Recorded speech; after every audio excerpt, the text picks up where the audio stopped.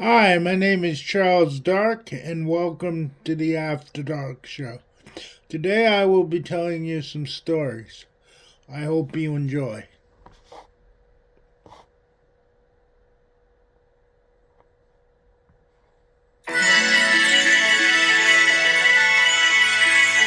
Scholastic Audio presents Goosebumps Horrorland 9. Welcome to Camp Slither by R.L. Stein. Read by Andrew Reynolds. Chapter 1. You know that jumpy kind of feeling when you just can't keep still? You want to hop around or run really fast or do a crazy dance? That's the feeling I had as I climbed onto the camp bus. Yeah, my sister Heather and I were totally psyched. We love summer camp. We love being outdoors and hanging out with other kids and no parents around. Heather and I are really into animals and learning about bugs and snakes and all kinds of creatures. We have 2 rabbits we keep in a pen behind our garage, and we have a hamster and an old box turtle and 2 dogs, Rusty and Max, one for each of us, although they both like Heather better than me. Camp Hither is supposed to be an excellent wilderness camp. At least that's what Mom and Dad said. So yes, Heather and I were excited. My little sister, I'm 12 and she's 10, had only one complaint.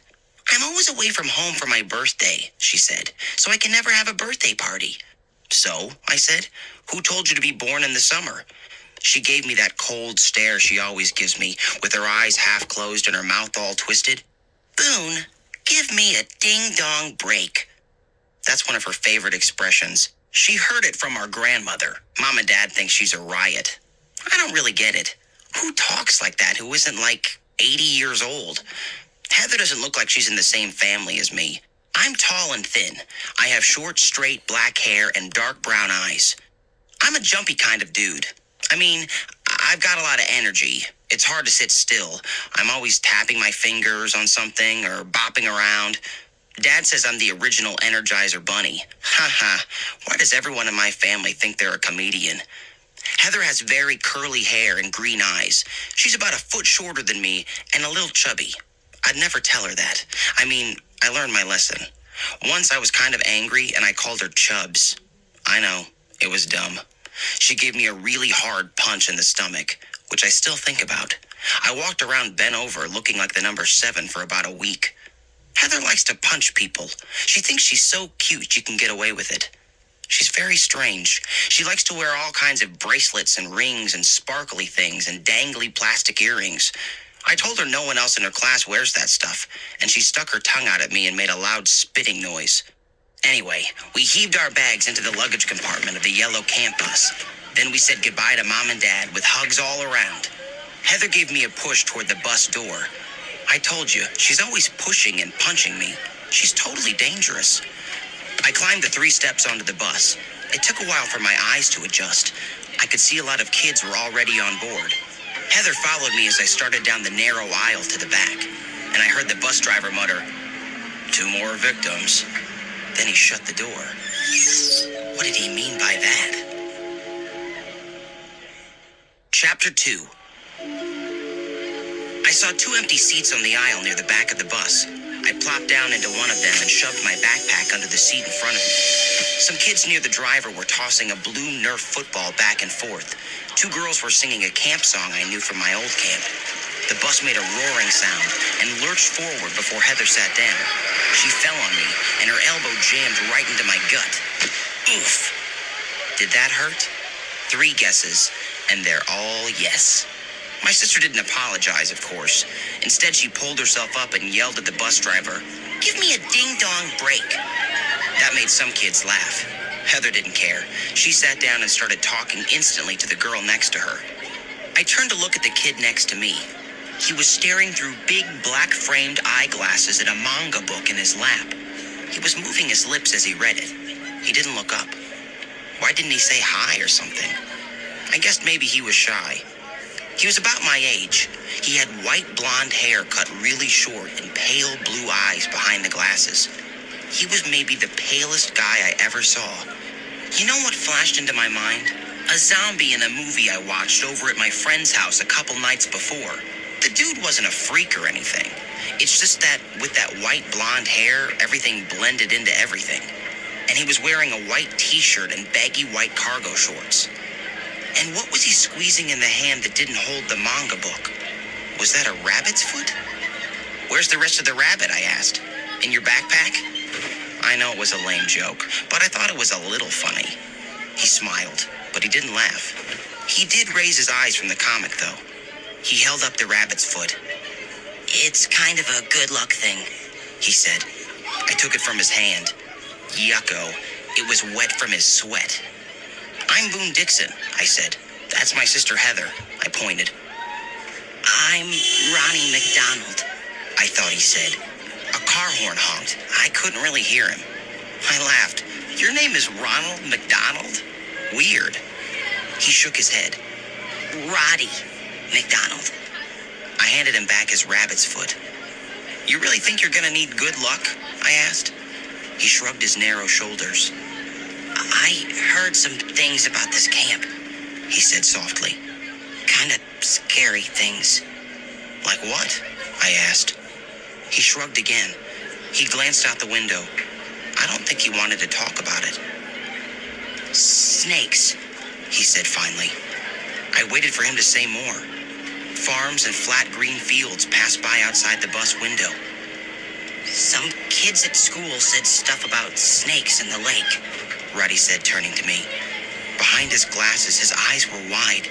The kid really looked frightened. These kids read about it online. They said the counselors make you swim with the snakes, Roddy said. He twirled his damp rabbit's foot in his hand. You have to swim across the lake.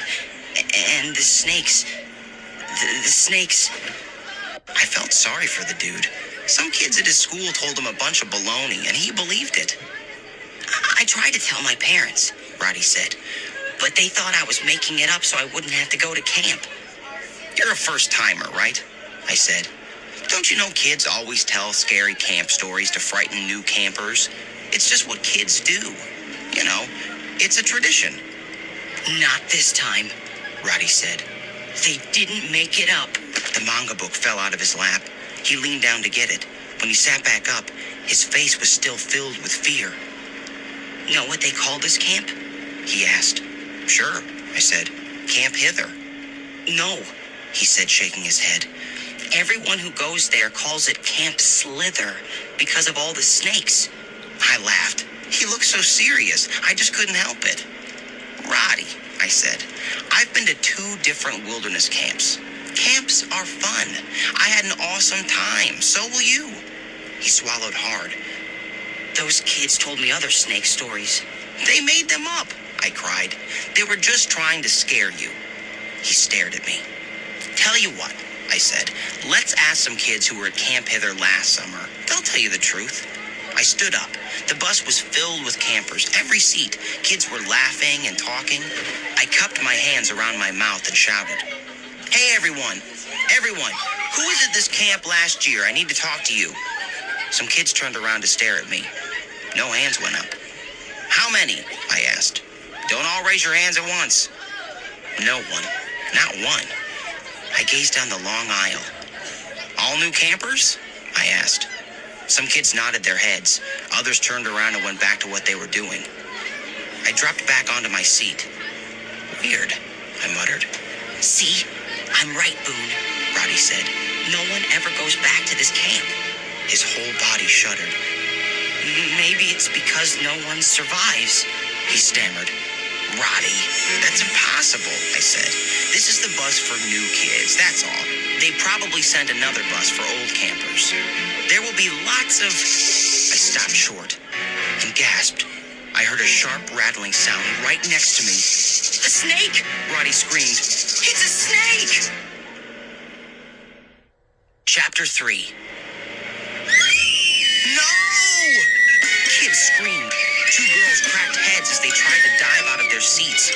Roddy raised his arms in front of him like a shield. I heard the rattle again, the warning from a rattlesnake that it's about to strike. I turned and saw Heather laughing. She had her hand raised. She was shaking the bracelet around her wrist, making it rattle. Dad brought the bracelet back from a business trip to India. It's a silver bangle with pebbles inside. The pebbles make a loud rattle when she shakes her arm. I should have known. That rattling bracelet fools me every time. I'm sure that's why Heather wears it. I grabbed Heather's hand and pushed it down to her lap. She shrugged. Oops, didn't mean to cause a ding-dong riot. False alarm, I shouted. False alarm, there's no snake. Kids climbed back into their seats. It took a long time for everyone to calm down. I turned to Roddy. He was pressed against the window. He squeezed his rabbit's foot. He looked even paler than before. See what I mean? He said. Everyone's freaked out. Know why? Because they've heard the stories about Camp Hither too. Roddy, there aren't any snakes in the lake, I repeated. The kids who told you that were just trying to scare you. They told me other stories, he said softly, gazing out the window. About a snake. A very big snake. I shook my head. I started to tell him to lighten up, but my sister tapped me on the shoulder. Do you think Mom and Dad will send my birthday presents to camp? She asked. Or do you think they'll forget like last summer? I shook my fist in the air. Heather, do you want to live to be 11? Then stop talking about your birthday. Shut your dirty doodad, she snapped. That's another one of our grandmother's favorite expressions. I don't know why Heather keeps repeating them. Is she weird or what? A few minutes later, the bus pulled off the road and began to bounce along a gravel driveway. We passed a large wooden sign that read, Welcome to Camp Hither, Life in the Wild. Hey, we're here, I cried. Kids cheered and shouted, bounced up and down in their seats, and slapped high fives. The bus driver honked the horn 5 or 6 times. We rolled through thick woods. Patches of purple and red wildflowers lined the gravel drive. Through the trees, I could see a blue lake in the distance, surrounded by tall grass. The bus squealed to a stop. Everyone jumped up. We pushed and shoved each other in our rush to get out of the bus. Blinking in the bright sunlight, I gazed around. The bus had parked in front of a group of small cabins used for supplies. They were made of wood, painted white. I saw tetherball poles in front of each cabin, and at one end, a wide grassy soccer field. Behind the field, a steep green hill led to more buildings. Thick woods surrounded the whole camp. The bus driver started to pull our bags from the luggage hold, and a grinning man came running toward us across the gravel parking lot. He was tall and thin and very tan. He had a black mustache and sleek, shiny black hair brushed straight back from his forehead. Yo, everyone. Yo, he called, waving as he came trotting toward us. Welcome. He wore baggy khaki shorts and a brown sweatshirt with a large coiled snake printed on the front. The snake had its jaws open as if it was ready to snap. Roddy poked me in the ribs.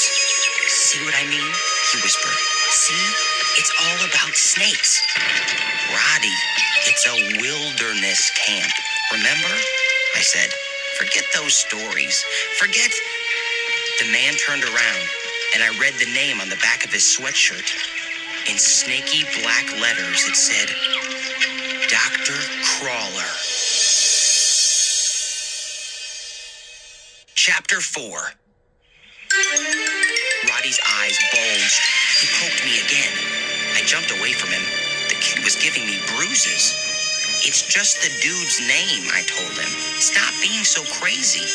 Roddy lowered his eyes. Sorry, he muttered. I'll try. I don't know why my parents sent me to this camp. I said I'd rather go to die at camp. Anything but this. I laughed. I thought he was making a joke, but he was totally serious. Welcome, people, Dr. Crawler shouted. Welcome. I'm the head counselor here. He had a soft voice. When he spoke, his black mustache wiggled up and down. He brushed a fly off my shoulder. What's your name, son? He asked. Boone Dixon, I said. He smiled. Welcome to Camp Hither. He waved to a tall black-haired boy in long blue basketball shorts and a sleeveless blue net t-shirt with a Nike swoosh across the front. The boy was helping to unload the bus. Nathan, over here, Dr. Crawler shouted. Boone is one of your campers. Nathan came trotting over. He was maybe 18 or 19. His black hair was scraggly and fell down to his shoulders. He had a silver ring in one ear. He had a fake tattoo of a bat on the back of one hand. He wiped sweat off his forehead with the front of his t-shirt. "What's up?" he asked. "How you doing? Guess I'm your counselor." Dr. Crawler rounded up the other kids in our group. Roddy was one, and two other guys our age, Sid and Kelly. They were both tall with short brown hair and brown eyes. Kelly had a nice smile. Sid looked kind of serious. Nathan lined the four of us up in front of him. "You're my guys," he said. "You got a problem? You come to me." "I've got a problem," Roddy murmured. Nathan squinted at him. "What's wrong?" "Are there a lot of snakes in the lake?" Roddy asked. Nathan shrugged. "I don't think so. Why? You like snakes? I can find you some snakes. You guys want to go on a snake hunt?" "No," Roddy shouted. I don't like snakes." Nathan's eyes flashed. He grinned at Roddy. "Ever eat snake meat? Yum." Roddy made a disgusted face. "That's sick. What does it taste like?" Kelly asked. "Kind of like chicken," Nathan said. "Only snakier." He waved one arm. "Follow me, guys." He led us away from the parking lot toward the wooden cabins up ahead. Our sneakers thudded on the soft dirt. "Where are we going?"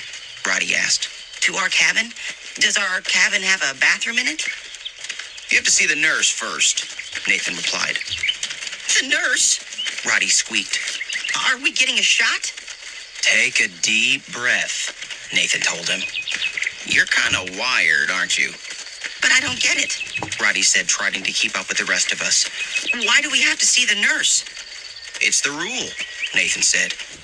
The nurse greeted us in the doorway of her little shack. She looked about as old as my grandmother. She had a red and white Cincinnati Reds cap pulled down over her gray hair. She wore a plaid flannel shirt over baggy jeans. "Y'all can call me Nurse April," she said. "I'm always here. If y'all can't find me in my clinic, look for me at the mess hall." Nurse April raised a tall spray can in one hand. "This won't hurt a bit," she said. She grabbed my shoulder with the other hand and began spraying a sticky orange liquid on my skin. My skin tingled. I suddenly felt weird. "Hey," I shouted. "What are you doing? Stop! What is this stuff?" Chapter 5. "It's super glue," Nathan said. "I like my guys to stick together." He laughed. "Y'all will get used to Nathan," Nurse April said. "He has a strange sense of humor because he comes from another planet." She turned me around and sprayed the back of my neck. "Relax, fella," she said. "It's called sun glow. It's sun protection." She moved to Sid and started spraying it up and down one of his legs. The orange liquid dripped down onto his white sweat socks. "We are very careful about sun protection here at Camp Hither," Nurse April said. "You'll find cans of sun glow in your cabin," Nathan said. "I want you guys to spray yourselves with it twice a day." Nurse April finished spraying Sid and started on Roddy's arms. "We want to keep you safe," she said. My skin felt a little itchy. Sid and Kelly waved their arms in the air, trying to get the sunscreen lotion to dry. Other campers were lined up outside, waiting for their turns. When we were all covered in the stuff, Nathan led us to our cabin. The cabins were spread out along a trail through tall, shady trees. As we walked, I could see the soccer field, and in the distance, the lake, shimmering in the sunlight. The girls' cabins came first. The boys' cabins were deeper in the woods. The cabins all had name signs above their doors. We passed Cobra, Rattler, and then Black Mamba. Nathan stopped outside a small cabin with peeling paint and one boarded-up window. The cabin was named Cottonmouth. "Maybe you noticed," he said, "the cabins here are all named after poisonous snakes." "That's awesome," I said. Sid and Kelly agreed. Of course, Roddy made a face. "It's creepy," he muttered. We followed Nathan into Cottonmouth. It was just big enough for 2 bunk beds and 2 dressers. A poster of a big brown iguana hung between the 2 bunk beds. 2 bulbs hanging on cords from the ceiling were the only lights. "Can I have a bottom bunk?" Roddy asked. "I toss and turn a lot in my sleep." "No problem," I said. "I'll take the top." A couple of junior counselors walked up to our cabin with our bags piled on a cart. Nathan told us to grab our bags and put our stuff away. Roddy tugged at Nathan's shirt. Did you know kids call this place Camp Slither? He asked. Nathan laughed. No, never heard that one. Pretty good. Roddy didn't give up. Well, did you hear any stories about a giant snake that lives in the lake? Nathan laughed again. Do you believe everything you hear? No, Roddy started, but... Forget all those scary stories, Nathan told him. We're here to have fun, right? And to learn about the outdoors. Sid and Kelly were staring at Roddy like he was some kind of weirdo. I felt sorry for the kid. He was so frightened. I hoped he wasn't going to be a pain all summer. Hurry, unpack, Nathan said. Then shove your bags under the bunks. First camp meeting is in half an hour. I'll come back to take you to it. He ran off. The screen door slammed behind him. We started to pull our stuff out of our bags.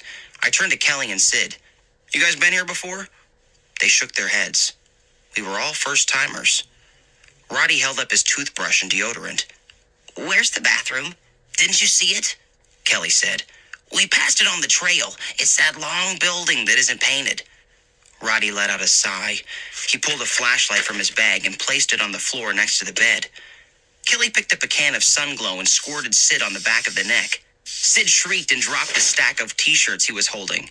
Hey, what's the big idea? Kelly laughed. Sun protection, he said. Sid pulled the spray can from Kelly's hand and let Kelly have it on the front of his shirt. I grabbed another can off the windowsill and sprayed Sid on the back of the neck, too. We had an excellent spray battle. Even Roddy got into the act. A few seconds later, all four of us were laughing our heads off and dripping with the orange glop. Better get changed, I said. It's almost time for the camp meeting.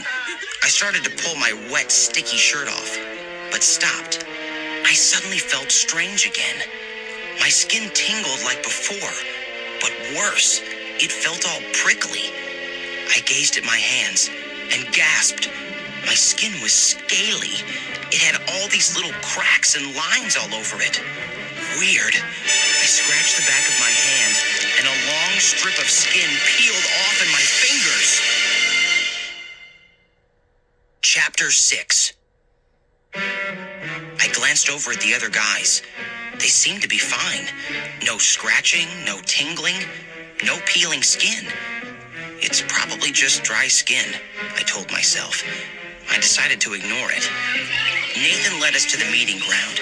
It was in a round clearing in the woods on the far side of the soccer field. Kids laughed and talked as we crossed the field. Some guys were singing a funny rap song. Heather came running up to me. Her curly hair bounced as she ran. How's it going? What cabin are you in? I asked her. 3 guesses. She rattled her bracelet. You're in Rattler? She laughed. Boone, you're a genius. Sid and Kelly picked up long twigs. They started slapping them against each other in a wild sword fight as we walked. Those guys never quit. Roddy walked between Heather and me. Kids tossed a red frisbee back and forth. Look out! Someone shouted. It bounced off Roddy's back. He let out a cry. He probably thinks he was attacked by a snake, I thought. But Roddy got it together quickly. He picked up the frisbee and sent it sailing back to the kids. A nice toss. Roddy wants to tell us another horror story about a giant snake that lives in the lake, I told Heather. It's not a horror story, Roddy protested. It's a legend about Heather Lake. A kid told me it was true. Heather rattled her bracelet in Roddy's face. Go, Rattlers! Rattlers rule, she cried. She did a freaky snake dance around Roddy and me. My sister is totally disturbing. What's the legend? I asked Roddy. This guy told me about a giant diamondback water snake, Roddy said. The snake is giganto. Really, it's as big as 2 alligators. Whoa, I said. That's a big snake. And it lives in the lake? Roddy nodded. Its name is Serpo, and it needs to be fed. If it isn't fed, it crawls out of the lake and attacks the camp. That's doo-dah nasty, Heather said. We were nearing the meeting ground. Kids were sitting in a semicircle near a low white stone wall. How do they feed Serpo? I asked Roddy. He swallowed. I know you're not going to believe this, Boone, but this is what the kids at school told me. Tell, Heather said. Once during the summer, the counselors make all the campers swim across Lake Hither, and Serpo pulls some kids down for food. That's how they feed him. And when he's finished eating the campers, their bare bones wash up on shore. Roddy looked so serious, Heather and I burst out laughing. That's not true. That's from a movie, Heather said. Bye. She ran off across the grass to join some other girls from her cabin. I said you wouldn't believe me, Roddy muttered. We followed Nathan to the meeting ground. The four of us sat down in the grass. The low wall curved behind us. We faced a tall black rock, almost diamond-shaped. Behind it, we could see a steep grassy hill with a building at the top. Thick woods surrounded us. Behind the trees, the afternoon sun was starting to drop. Dr. Crawler came out and stood in front of the rock. He had changed into jeans, sandals, and a green and blue sweatshirt that said Camp Hither across the front. This is our welcome meeting, he announced. And so, let me say, welcome. Here at Camp Hither, we want you to have the most fun you can in the great outdoors. Someone popped a loud bubblegum bubble. Kids burst out laughing. Dr. Crawler's mustache curled up as he smiled. I see a lot of you are already having fun, he said. Well, things are always popping here at Camp Hither. It was a lame joke, but a few kids laughed at it. Dr. Crawler slapped his hand on the black rock. Let me tell you the story of the meeting rock, he said. We have many stories to tell here at Camp Hither, and this rock, I couldn't hear the rest of what he was saying. His voice was suddenly drowned out by a loud hissing sound. The sound rose like a siren. Loud, shrill. It seemed to float down from the hill. Roddy pressed his hands over his ears. His eyes grew wide with fright. I told you, he whispered. Snakes. Snakes everywhere. Chapter 7. Dr. Crawler kept talking. Didn't he hear it? Was he just ignoring it? Roddy jumped to his feet. What is that sound? He cried. Dr. Crawler's smile faded. He squinted at Roddy. Wow, you must never leave your house, he said. Haven't you ever heard crickets before? Everyone was staring at Roddy. It doesn't sound like crickets, a girl said. She had to shout over the loud hissing noises. I promise you city kids, that's what crickets sound like, Dr. Crawler said. Tell you what, tomorrow we'll all go on a long hike. It'll be a cricket hunt. Roddy sat back down next to me. The hissing sound died suddenly. It just cut out, like someone turning off a radio. I turned to Roddy and whispered, It could have been crickets, I said. Just ignore it. But the sound got me thinking. Was the hill really crawling with snakes? Was Dr. Crawler trying to keep it from us? Maybe he just didn't want us to get scared on our first day of camp. Dr. Crawler started talking about camp activities. I kept thinking about Roddy and how scared he was, and I kept waiting for the hissing sound to start up again. Our cabin wars begin next week, Dr. Crawler said. He kept slapping the weird-shaped rock as he talked. It's cabin versus cabin. I'll explain the point system later, but believe me, people, cabin wars get pretty intense. I mean, it's take no prisoners around here. Cottonmouth rules, Kelly shouted. Dr. Crawler laughed. Kids started shouting the names of their cabins. I told you it gets intense, Dr. Crawler exclaimed. And of course, the big event, the biggest competition, is the swim race across Lake Hither. I saw Roddy shiver, and I knew he was thinking about Serpo, the enormous snake at the bottom of the lake. When the meeting broke up, I ran over to Nathan. He and two other counselors were pulling candy bars out of a backpack and passing them to each other. Nathan turned when he saw me. Sorry, you're too late. None left, he said. The other two counselors wandered off, chewing loudly. I don't want a candy bar, I said. I have a question. Tell me the truth about the hissing. Nathan shrugged. Yeah, I heard it too, he said. I think it was just the wind or something. Catch you later. He called to the other counselors and went running after them. The wind? Was Nathan totally clueless? Or was he hiding the truth from me? That night, just as I was getting used to the lumpy, hard mattress, just as my eyes were closing, the hissing started up again. Next morning, Roddy woke me up with a shrill wail of horror. "Snake!" he screamed. "Oh, help me! Snake!" I jerked straight up in my top bunk and smacked my head on the ceiling. Pain shot down my body. I dropped to the floor and glanced all around. I didn't see a snake anywhere. "Snake! Snake!" Roddy screeched. Was he having a bad dream? I grabbed his shoulders and shook him. Kelly and Sid hurried up beside me. "Where?" I demanded. "Where is the snake?" It's inside my head!" Roddy cried.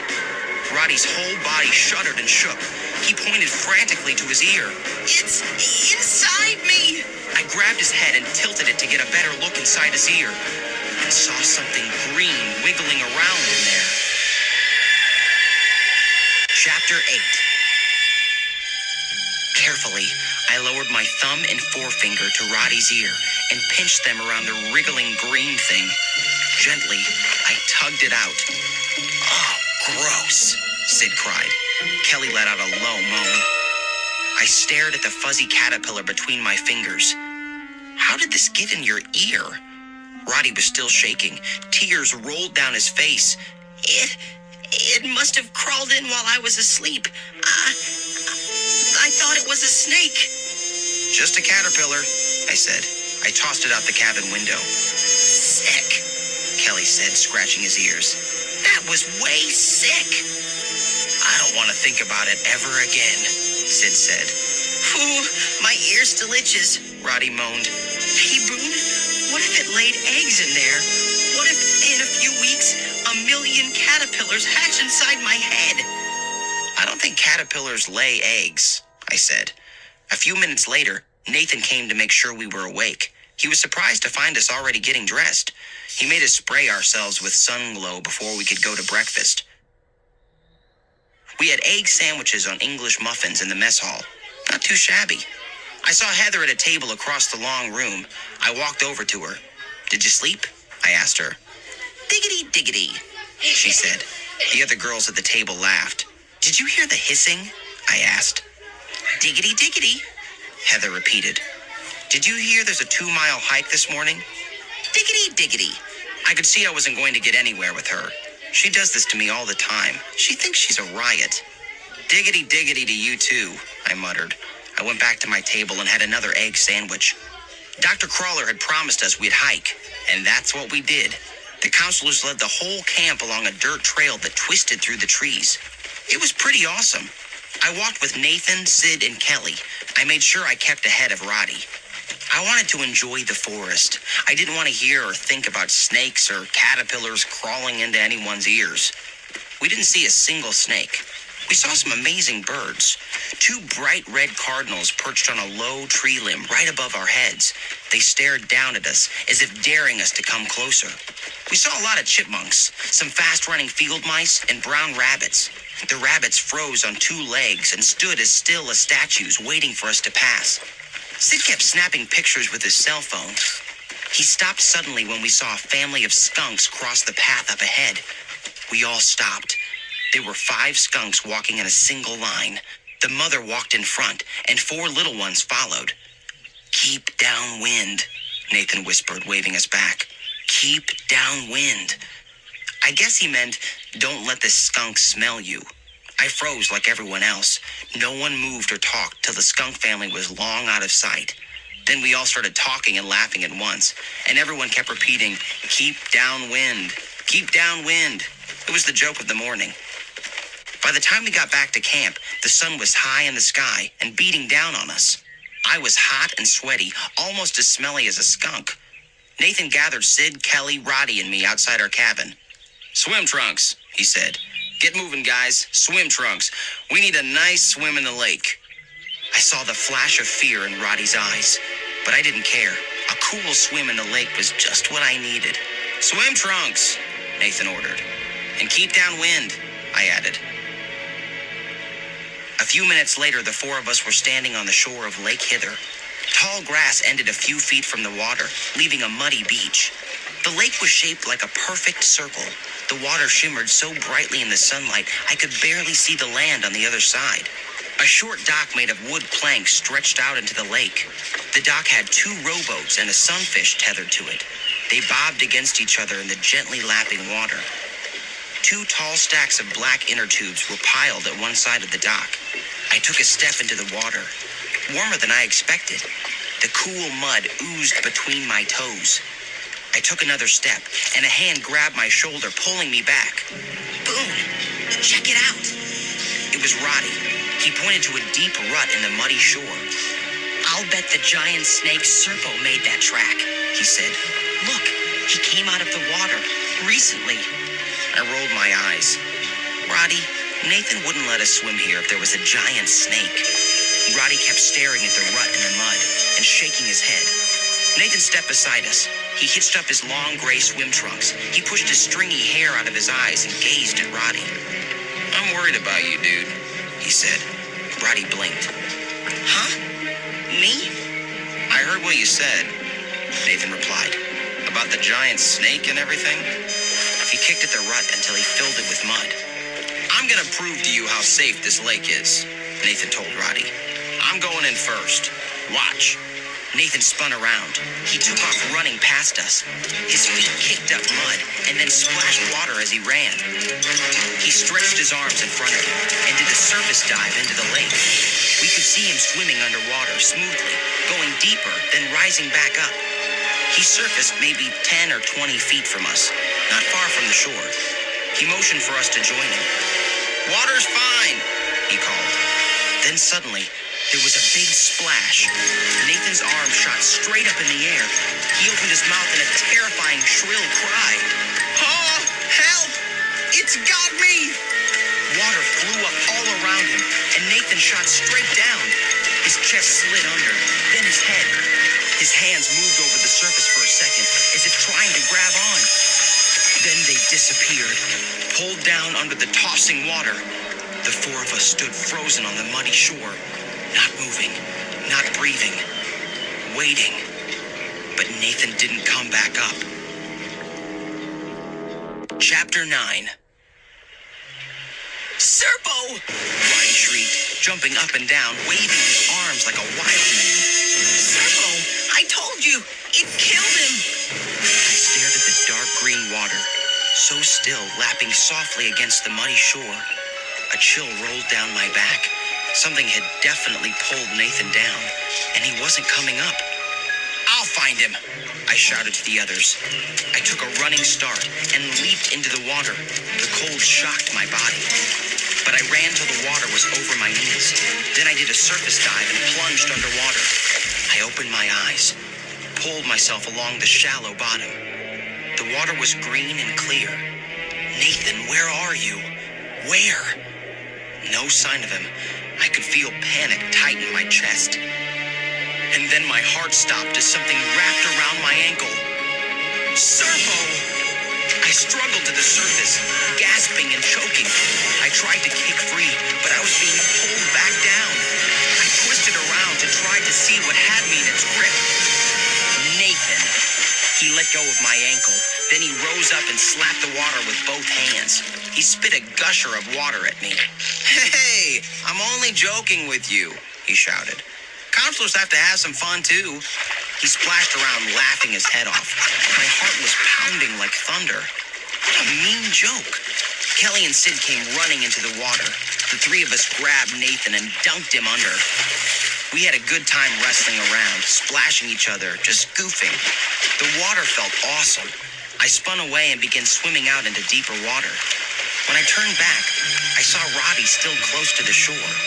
He was only in up to his knees. And even from out in the water, I could see the worried look on his face. Poor guy, I thought. He's not gonna have any fun here. Think I'll go back to the cabin, Roddy called to us. I watched him walk away from the shore, his head down. I had no idea that was the last time I'd ever see him here. Chapter 10. 1 hour later, Sid, Kelly, and I were on our bunks in the cabin, just hanging out. Sid sat on the edge of his bed, playing a racing game on his PSP. His thumbs were going wild, and crashing sounds blared from the little speaker. Above him, Kelly was taking a nap in the top bunk. One arm dangled down and kept bumping Sid's head, but Sid was too into his game to brush it away. I was writing a note to Mom and Dad. I told them Heather and I gave the camp a big thumbs up, so far. Then the cabin door swung open, and Nathan burst in, followed by 2 other counselors. Sid didn't look up from his game. Kelly rolled over, still asleep. The 3 counselors had serious looks on their faces. They crossed the room to Roddy's bed, under mine. Nathan bent down and slid Roddy's bag out from under the bunk. "What's up?" I asked. "We're packing up Roddy's stuff," Nathan replied. "Which is his drawer?" a counselor named Leo asked. I pointed. "You're packing him up?" I asked. "Where's he going?" "Home," Nathan said. That made Sid look up. "He's leaving?" he asked. Nathan nodded. He and Leo and the other guy began shoving clothes and other gear into the bag. "He didn't like it here," Nathan said. "It happens sometimes," Leo muttered. "He decided to go home," Nathan told me. "He said to say goodbye to you guys." But we just saw him," I stammered. "It was kind of a sudden thing," Leo said. He jammed Roddy's flip-flops into the bag. "Where's his toothbrush and stuff?" "Where's Roddy now?" Sid asked. "Maybe the 3 of us could go say goodbye to him." "Too late," Nathan said. "He already left, on the bus. We're sending his stuff home after him," the other counselor said. Leo shrugged.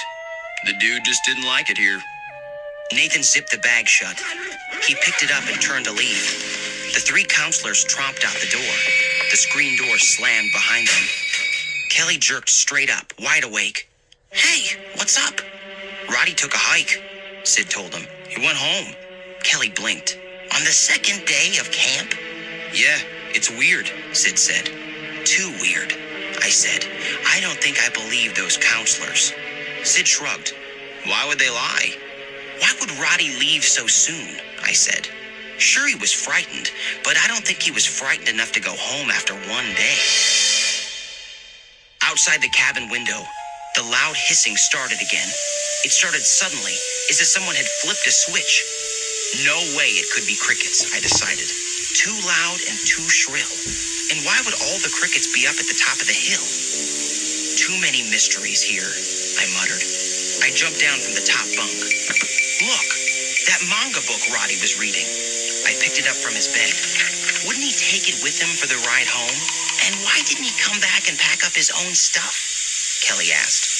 The hissing sound rose, growing more and more shrill, like steam shooting out of 100 tea kettles. "Listen, guys," I said.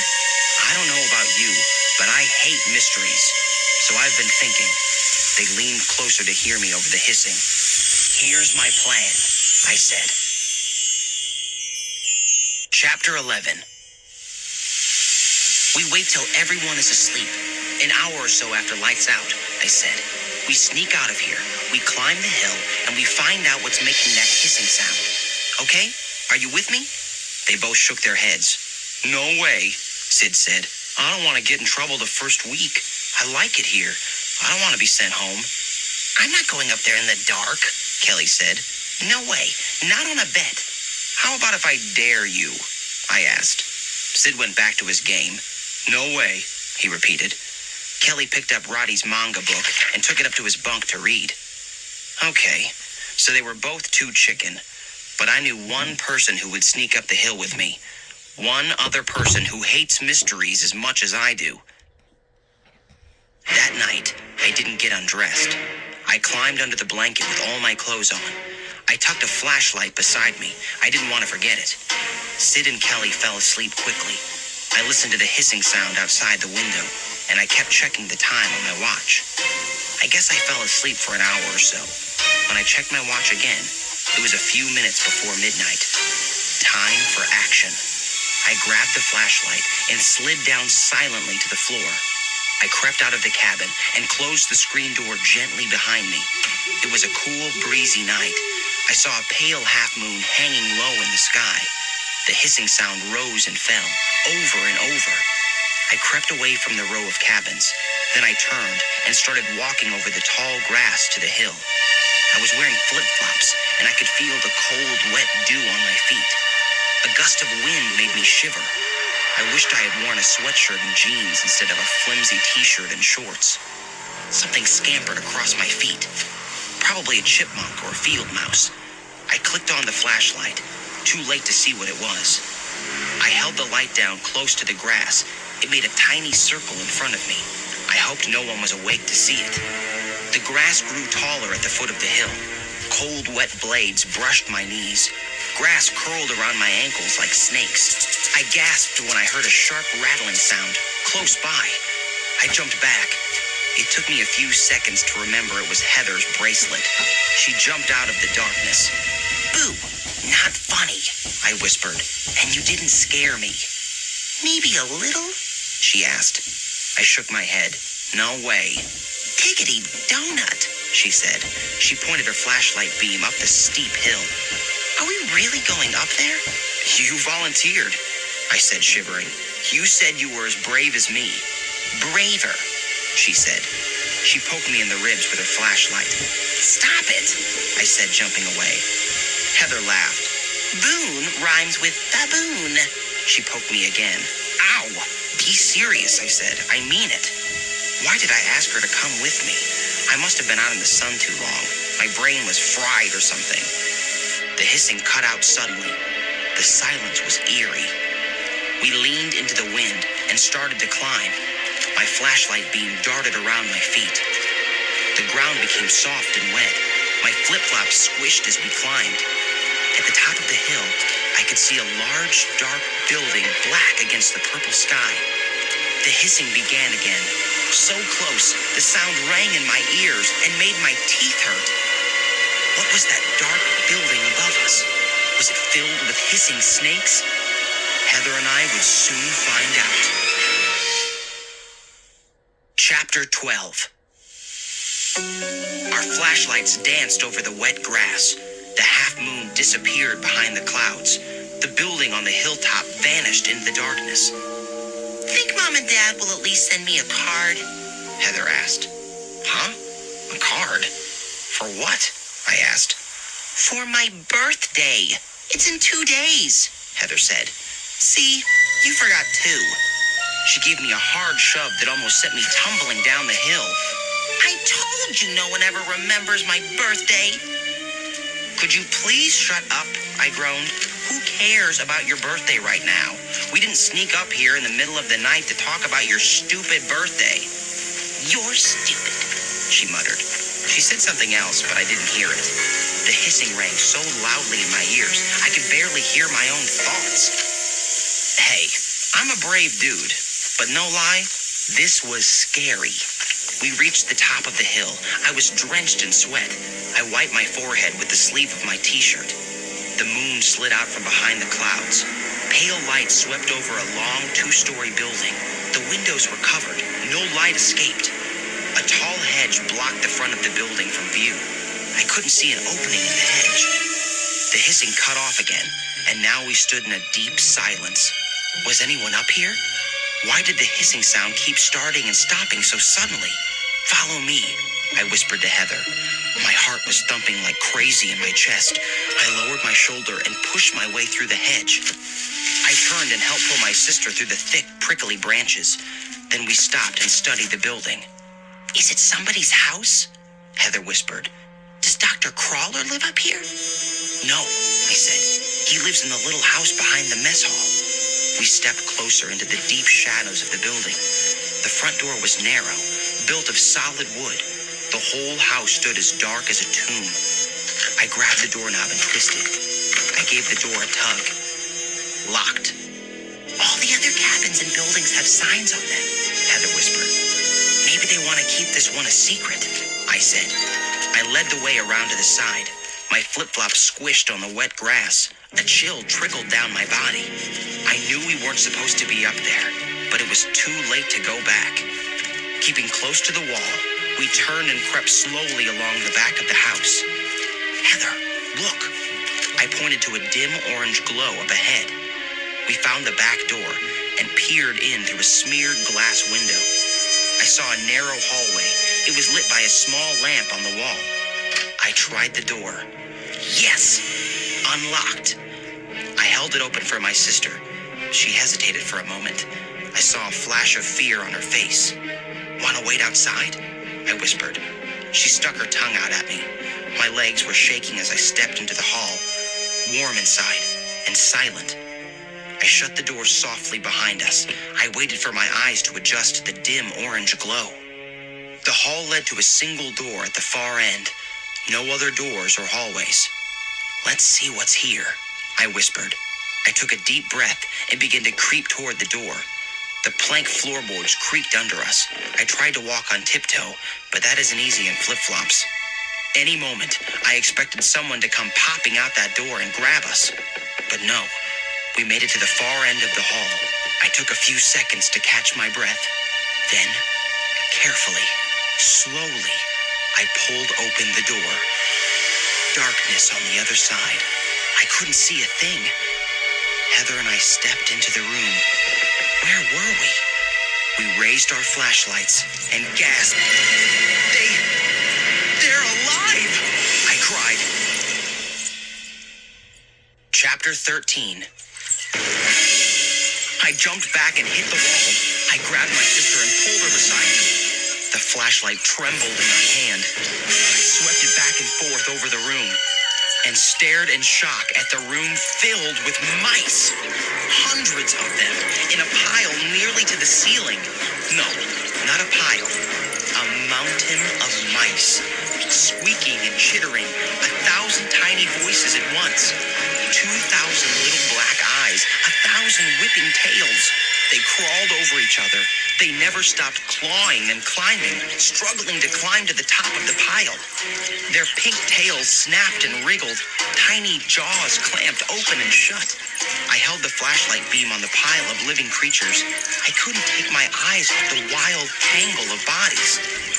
Frozen against the wall, I watched them climb and scramble over each other and claw and bite, scratching and scraping. Oh!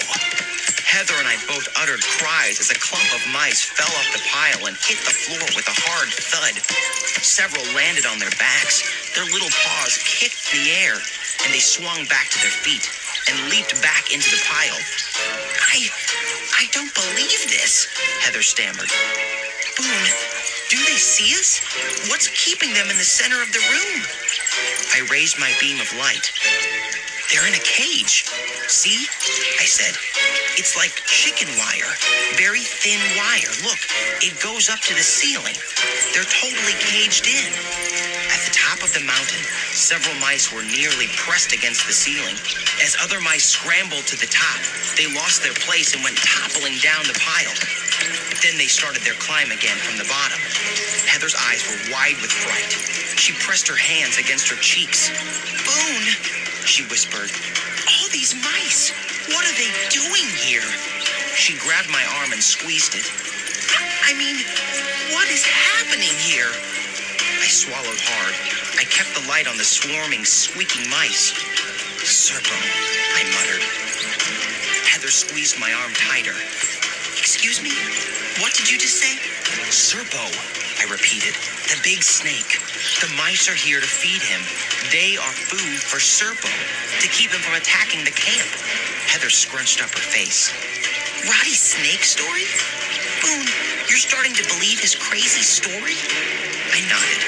Yes, I believe it. Looking at these mice, I believe it. This is a food pantry, Heather, for feeding Serpo, a giant snake. But Boone, I believe Roddy's story, I said. I think they got rid of Roddy to keep him from telling the story to other campers. But I believe it. And I believe we're all in real danger at this camp. I don't know what to believe, Heather said in a trembling voice. But these mice, they're too creepy. Let's get out of here. Keeping our backs against the wall, we slid toward the door. In front of us, the mountain of mice collapsed. The scramble to the top began again. I reached the door. It was closed. I didn't remember closing it. Hurry, Heather whispered. I need to get out of here. I twisted the knob and pushed. The door didn't budge. I twisted it the other way. Pushed. I leaned my shoulder into it and pushed hard. No, not moving. I turned the knob and tried pulling. No, Boone, hurry, Heather cried. The door is stuck, I said, and then I felt something warm and scratchy on my ankle. I kicked hard, but I felt prickly stabs on both legs. A warm body rubbed against my ankle. I lowered the light. I saw a big tear in the wire cage. Mice were tumbling out through the opening, pouring over the floor toward Heather and me. I felt a mouse climb up my leg, felt its warm, dry body, felt its pinprick paws dig into my skin. Two more crawled over my flip-flops. Heather screamed, "Boone, help! They're on me! They're climbing up my back!" Chapter 14. I kicked a pack of mice off my feet, but 4 more scrambled around my ankles. Heather twisted and squirmed. She shook her whole body, tossing mice into the air. A mouse leaped onto my back. I ducked and spun and sent it flying. "Oh, help!" Heather moaned. "They're swarming! More and more of them! They're going to bury us!" I grabbed the doorknob, twisted it, pushed the door with all my strength. I frantically shook the knob back and forth. Did we lock ourselves in? Or did someone else lock the door? My shoulder prickled.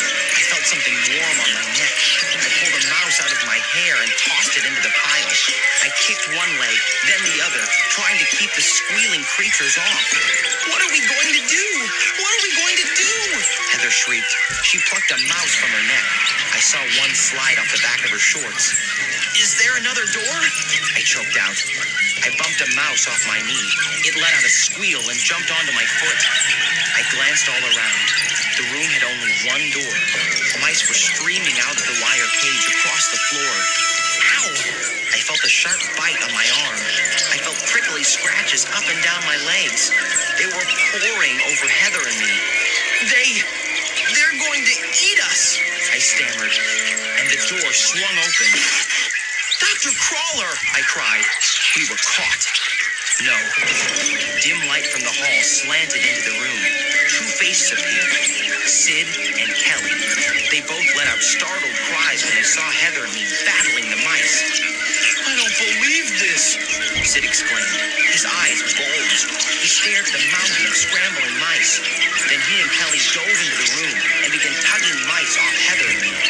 They flung them back toward the mountain, then grabbed us and yanked us out of the room. The 4 of us stumbled out the door. I couldn't stop shivering and shuddering. I still had a mouse crawling up my neck. Sid grabbed it and tossed it back into the room. Then I slammed the door shut. Heather and I stood there in the narrow hall, unable to stop shaking. I hugged myself, but I couldn't stop chill after chill from sweeping down my back. All I could think of was jumping into a shower and staying under it for hours. I knew I'd see that quivering, squealing mountain of mice in my dreams.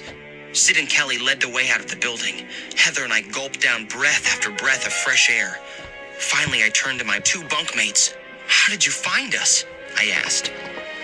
"We saw you sneak out of the cabin," Kelly replied. "So we followed you up the hill." "That was totally freaky in there. What are those mice doing in that room?" Sid asked. "Good question," I said.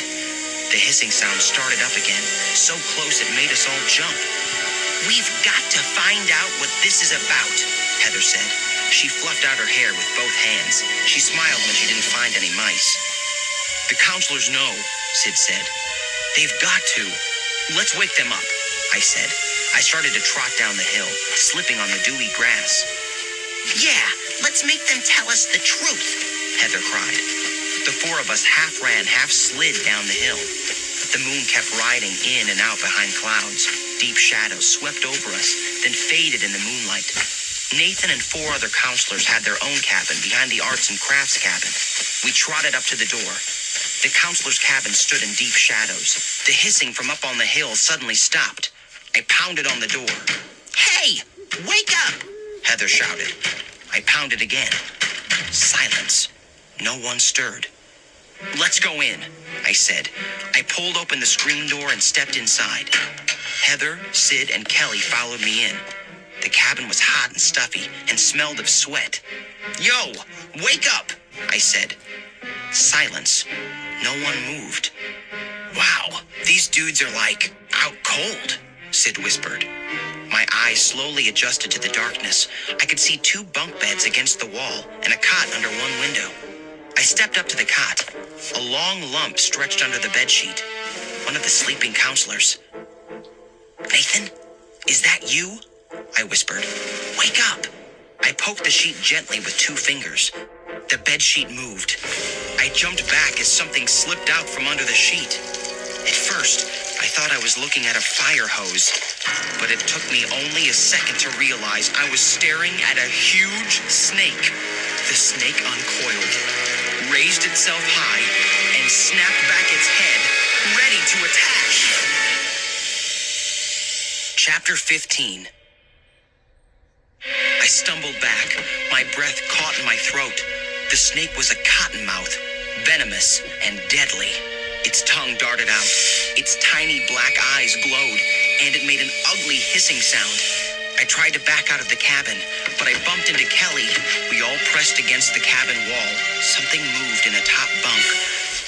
Then the sheets began to shift in both bunks. Snakes uncoiled. They rose up, pushing aside the bed sheets. I saw several snakes in every bed. They had been coiled under the sheets, but now they climbed up, raised themselves, preparing to strike. They're all poisonous, I choked out. I pointed. That's a copperhead. That's a rattlesnake. Where are the counselors? Heather cried in a tiny voice. How did the snakes get into their beds? The rattler slid out of the bed and landed silently on the cabin floor. A copperhead dropped from the top bunk and slithered down. The snakes had their eyes on us. They were coming after us. I spun away and lowered my shoulder to the screen door.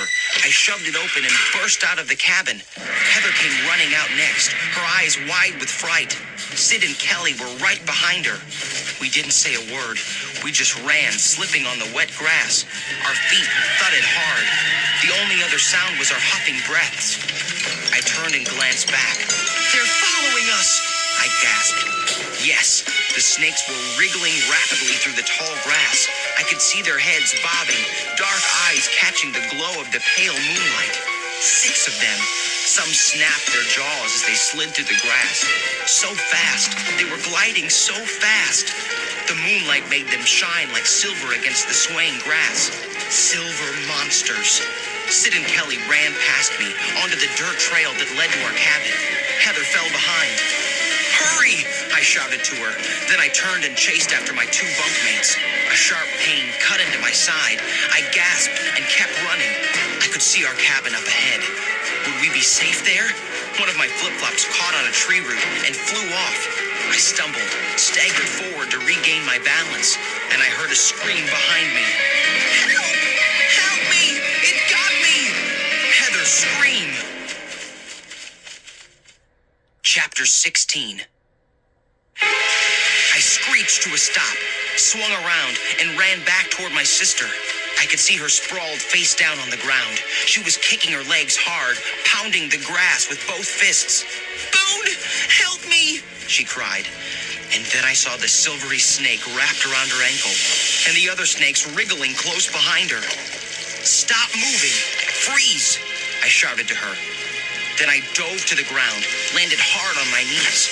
I carefully wrapped my hands around the cottonmouth, grasping it tightly behind its head. I lifted the head away from my sister's leg. Then, slowly, I unwrapped the snake from her ankle. Heather pushed herself up. She climbed quickly to her feet. Oh, she moaned. I don't believe this. I can still feel it on my leg. Her whole body shuddered. I lowered the cottonmouth to the ground and hurled it toward the other snakes. Then I grabbed Heather's hand and pulled her away. She darted into her cabin. Then I ran to my cabin. One flip-flop off, one flip-flop on. Sid and Kelly were already inside. I slammed the door shut behind me. They had their faces pressed against the cabin window. I pushed up between my 2 new friends and squinted out the window. I stared out onto the path. Shadows shifted. The moonlight faded. No snakes. We still hadn't said a word. I shut my eyes and pictured those venomous snakes slowly unwinding in the counselors' beds. Again, I saw the sheets move and those snakes rise up, angry that we had awakened them. Too weird, I muttered. It's all too weird. Sid and Kelly nodded their heads. Their faces were tight with fear. My chest felt fluttery. My body was covered in a cold sweat. Tomorrow, I said. Tomorrow at breakfast, I'm going to find Nathan. I'm going to force him to talk. I'm going to make him tell us what's up with this camp. We saw Nathan before breakfast. He came into the cabin and woke us up by playing a kazoo in our ears. Yawning, I glanced out the window. The sun was just rising over the trees. "Rise and shine," Nathan chanted. "Rise and shine, guys." He began spraying us with sun glow. I dropped to the floor. My pajama bottoms were all twisted. I shielded my eyes from the spray. "Give me a break," I shouted. Nathan laughed. He started tooting his kazoo again. I grabbed it away from him. "We've got to talk to you," I said. His grin faded. "What's your problem, dude?" "We went to your cabin last night," Sid said. "Where were you?" "Yeah, where were the counselors?" I demanded. "Your cabin was filled with snakes." "Poisonous snakes," Kelly said. The three of us surrounded him. We stood with our fists on our hips, watching him, waiting for answers. Nathan blinked. "Take a breath," he said. "What were you guys doing out last night?" "Just answer our questions," I said. "I don't know anything about snakes," Nathan said. "We were camping, all the counselors. We slept in tents down by the lake." I stared at him. Was he lying? "It's a tradition," Nathan said. "The counselors always have a camp out the first week of camp." I poked the plastic kazoo into Nathan's stomach. "But what about the snakes sleeping in your beds?" I demanded. He shrugged. "I don't know. I don't understand it. I guess they saw an empty cabin, so they jumped at the chance for a warm bed." He's totally lying, I decided. "Nathan, we're not stupid. They were all venomous snakes, even pit vipers," I said. "All deadly. They didn't just sneak into your cabin because it was empty." Nathan shrugged again. "I just went to my cabin to change. I didn't see any snakes." He laughed. "You sure you little boys didn't have a scary nightmare?" he asked in a babyish voice. "All of us?" Kelly cried. "You think we all had the same nightmare?" "Beats me," Nathan said. "Really, I was in a tent all night. I don't know anything about snakes." I balled my hands into tight fists. He was definitely lying. How could I get him to tell us the truth? Maybe we should follow Roddy's example, I suddenly thought. Maybe we should get out of this camp as fast as we can. Nathan grabbed the kazoo out of my hand. "Get dressed, dudes," he said. "Stop staring at me like frightened rabbits. Wear your swim trunks to breakfast." "Swim trunks? Why?" I asked. "This morning, you guys are going to practice for cabin wars. You're going to swim across the lake," Nathan said. Chapter 17. Nathan ran out of the cabin before we could say anything more. "What about all the mice?" Kelly asked me. "Up on the hill, we didn't ask Nathan about the mice." "He's not going to tell us the truth," I said. He was lying about the snakes. I shook my head. Also, we don't want him to know we were sneaking around up there. We can't trust him. "What are we going to do?" Sid asked. "Now he's going to make us swim across the lake. I heard Roddy's story about Serpo, about how they feed the giant snake." I pulled my cell phone from my backpack. "I think we have to get out of this camp," I said. "I'm calling home." I started to punch in our number at home, but the silence made me stop. I stared at the phone. No service. Sid had a phone too. He checked it. Same story. It didn't work. We pulled out our swim trunks and went to breakfast. They had biscuits and gravy. I filled my plate, but then I couldn't eat anything. Sid, Kelly, and I were at our usual table. The counselors sat at a long table in front of the kitchen. Were they staring at us? Yes. They kept watching us while they talked and ate. Why were they keeping such a close eye on the three of us? I didn't like it. There were a lot of things not to like. Serpo. The room crammed with swarming mice. The lake. The venomous snakes in the cabin last night, chasing us, hunting us. I pictured poor, frightened Roddy. Was he right about this camp? Camp Slither? Kids call this place Camp Slither because it's crawling with snakes. Those mice, they have to be food for Serpo. But are we food for Serpo too? I didn't even take one bite of my breakfast. I crossed the room to Heather's table. She had dark rings under her eyes. I could tell she hadn't been able to sleep. She was talking to two other girls. I leaned over her shoulder and whispered, "We have to get out of this camp," I said. "We're not safe here." She nodded. "Should I tell my friends?" "Yes," I said. "I think we're all in danger." After breakfast, the counselors were called to the main office for a short meeting. Outside the mess hall, I gathered my two bunkmates and some guys from other cabins. Heather brought her two friends. "We've got to figure out the best way to escape," I said.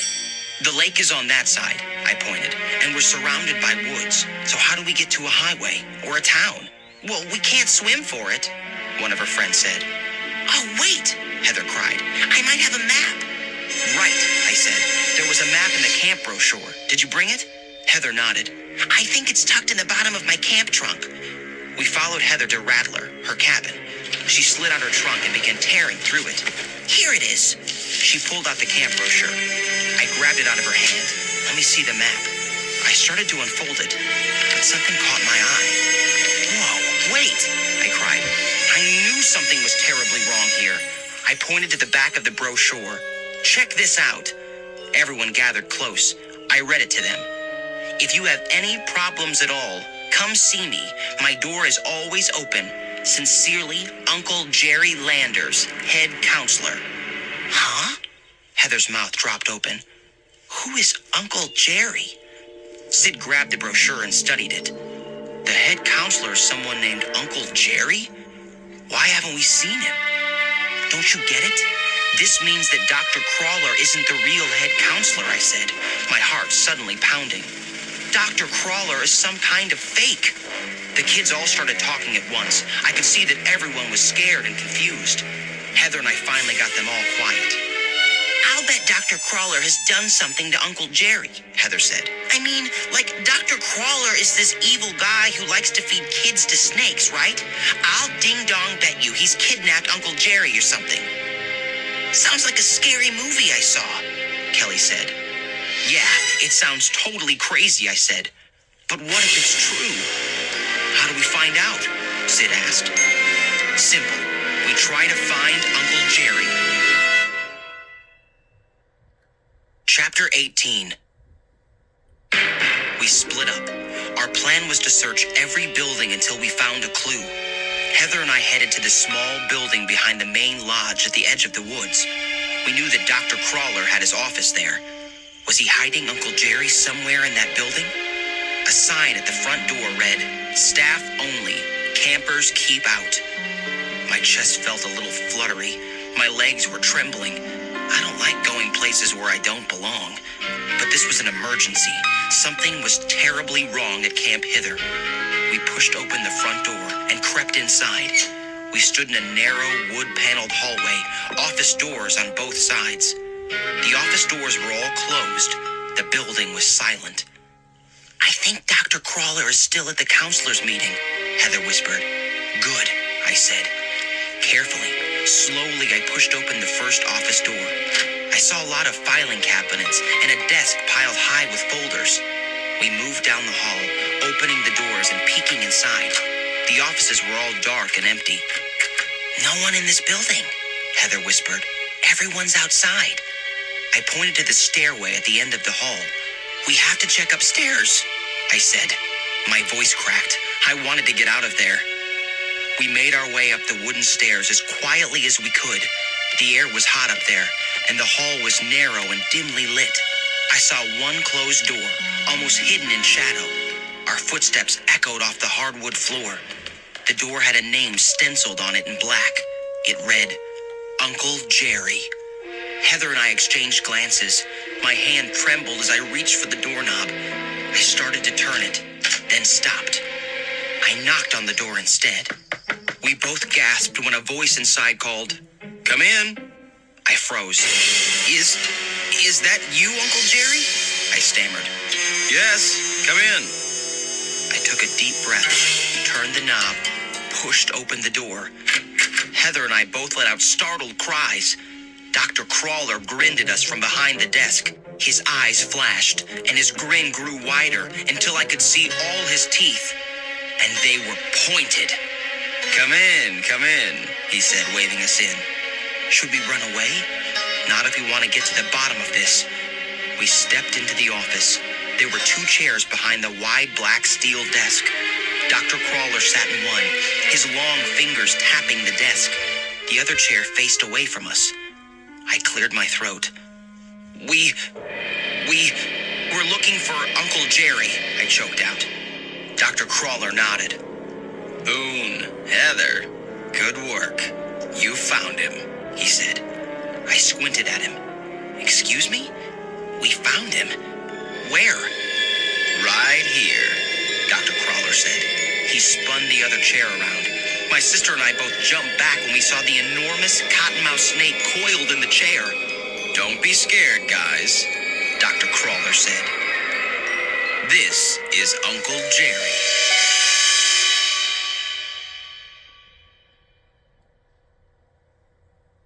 Chapter 19. I swallowed hard. Beside me, Heather backed up toward the office door. The snake tilted its head as if studying us. Its tongue licked the corners of its mouth. Uncle Jerry can't be a snake, I stammered. I balled my hands into fists. Dr. Crawler grinned his pointy-toothed smile. Would I lie to you, Boone? The snake arched its head, rose up taller in the chair, and opened its mouth with a long hiss. Boone, let's go, Heather whispered from behind me. No, I want to know the truth, I told her. Sure, I was scared. So scared I could barely breathe. But I was angry, too. I had to know what was really going on in this camp. Was Roddy right about everything? Uncle Jerry had a little accident in the lab, Dr. Crawler said. But I don't want you kids to worry. I'm taking very good care of him. And the others. Others? The big cottonmouth in the chair snapped its jaws, and suddenly I just lost it. I let out a scream and dove forward. I grabbed Dr. Crawler by the arms, and I started shouting, "Tell us the truth! Tell us the truth!" I shook him hard. He tried to pull back, but I held on tight. And something happened. Something slid in my hands. It took me a long while to realize it was his skin. Dr. Crawler's skin began to slide off. As I tugged his arms, the skin pulled out from his shirt sleeves. It felt kind of like shrink wrap, only it was flaky and dry and warm. I tried to let go, but the skin stuck to my hand. I choked and started to gag. I staggered back. More skin rolled off his body, off his face, his chest. Dr. Crawler was shedding his skin like a snake. I stood there gasping, and as the skin came off in my hands, I saw that his human body wasn't real. His clothing collapsed in a heap on the floor. His body started to shrink. I watched in horror as his head, his arms, his legs vanished. A few seconds later, Dr. Crawler was gone, and a long hissing snake crawled out from one of his pant legs. A copperhead snake. Heather and I stood frozen. Now there were 2 snakes in front of us. The skin dropped from my hands and spilled silently to the floor. You shouldn't have done that, Uncle Jerry hissed. You can speak, I gasped. My brain is human, Uncle Jerry replied in a dry whisper that sounded like crackling leaves. I can speak, and I can bite. Now we have no choice, Dr. Crawler uttered. Boone, let's go! Heather screamed. I turned to run, but the doorway filled with snakes. 6 or 7 poisonous snakes, coiling and curling on each other, blocking our escape. Don't try anything foolish, Dr. Crawler hissed. Their bite is sharp, and their poison works in seconds. Chapter 20. Nathan and the other counselors appeared in the doorway. They stepped over the knot of snakes. They didn't say a word. The counselors forced us outside and up the hill to the low building we had seen the night before. Dr. Crawler, Uncle Jerry, and the other snakes slithered beside us, pulling themselves silently through the tall grass. Our lab was here for many years, Dr. Crawler said. We were scientists studying snake snake venom, Uncle Jerry hissed. We were trying to find antidotes, ways to cure the poison. We injected ourselves and the young people who worked for us, but we made a terrible mistake. We wanted to be famous, Dr. Crawler said in a crackling whisper. So we injected ourselves too soon. We all became snakes. We're trying to reverse it all, Dr. Crawler said. Some of us are almost back to normal. Some of us become human in the daytime, but it wears off by night. At night, we become snakes again. Heather and I both gasped. The counselor's cabin, those snakes in the bed. They were Nathan and the other counselors, humans who turned into snakes at night. What about Serpo? I cried. Is that true too?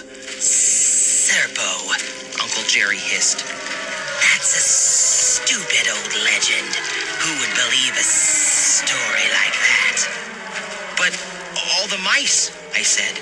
The two snakes flicked their tongues. We have to eat, don't we? Why are you taking us up here? Heather cried. What are you going to do to us? We need you in the lab, Dr. Crawler said. We don't want to stay snakes forever. We need fresh humans to do our tests on, Uncle Jerry added. That's why we started this camp. We need to experiment to find the right formula to make us human again. Experiment? I cried. Yes, and we have to do it fast, Dr. Crawler said. The townspeople have been getting suspicious. Too many questions. The police will be closing in on us soon, so we have to act. We reached the top of the hill. The long building came into view. Nathan and the other counselors shoved us forward. The hissing sound started up again, so loud I covered my ears. What is that? I cried. Tell me the truth. What is that hissing sound? You'll soon find out, Nathan murmured. Real soon. He and the other counselors pushed us through the front door. We stepped into a large science lab. Enormous machines lined the walls, humming loudly. The ceiling was covered with tangled cords and cables.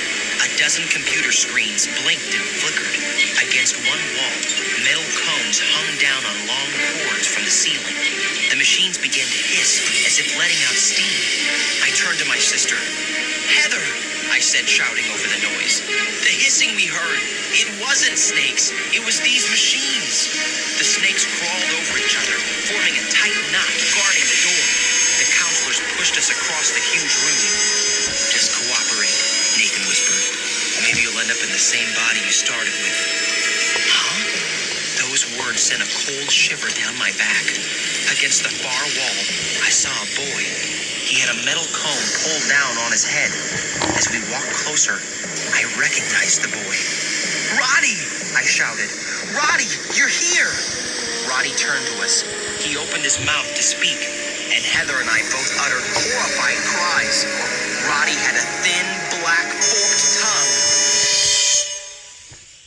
Chapter 21. The counselors surrounded us. Dr. Crawler slithered in front of Roddy. This boy is helping us, he said. And now you will, too. I've been preparing you since you arrived. Preparing us? I cried. What do you mean? Dr. Crawler's shiny snake eyes flashed with excitement. The sun glow spray isn't sun protection, he said. It's snake DNA. Your skin is soaked with it, Uncle Jerry said. Now let's see if we can find the right power level to transform you into snakes. Transform us into snakes? Heather cried. Why? We need to change you into poisonous snakes so that we can figure out how to change you back into humans, Uncle Jerry said. If we can change you back to humans, we'll know how to change ourselves back to humans. My whole body shuddered. What would it feel like to be a snake? I didn't want to find out. I lowered my head like a football running back and took off. I got about 4 steps. Nathan tackled me and brought me down to the floor. Snakes slithered over and wrapped themselves around my legs. When I looked up, counselors had already pulled a metal cone over Heather's head. I couldn't escape. I couldn't help her. The counselors pushed me to the wall between Roddy and my sister. They fastened a metal cone over my head. It doesn't hurt, Nathan whispered. But I don't want to be a snake, I screamed. Neither do I, he muttered. He pulled the metal cone lower on my head. Uncle Jerry slithered in front of us. The big hissing machines send the power into the metal cones. The power works with the snake DNA to change you. Your friend Roddy is already helping us, Dr. Crawler hissed. He turned to Uncle Jerry. Let's see if we have any success with him today. No, don't hurt him, I shouted. Don't do it, please. The hissing grew to a deafening roar. It sounded like 100 fire hoses going off at once.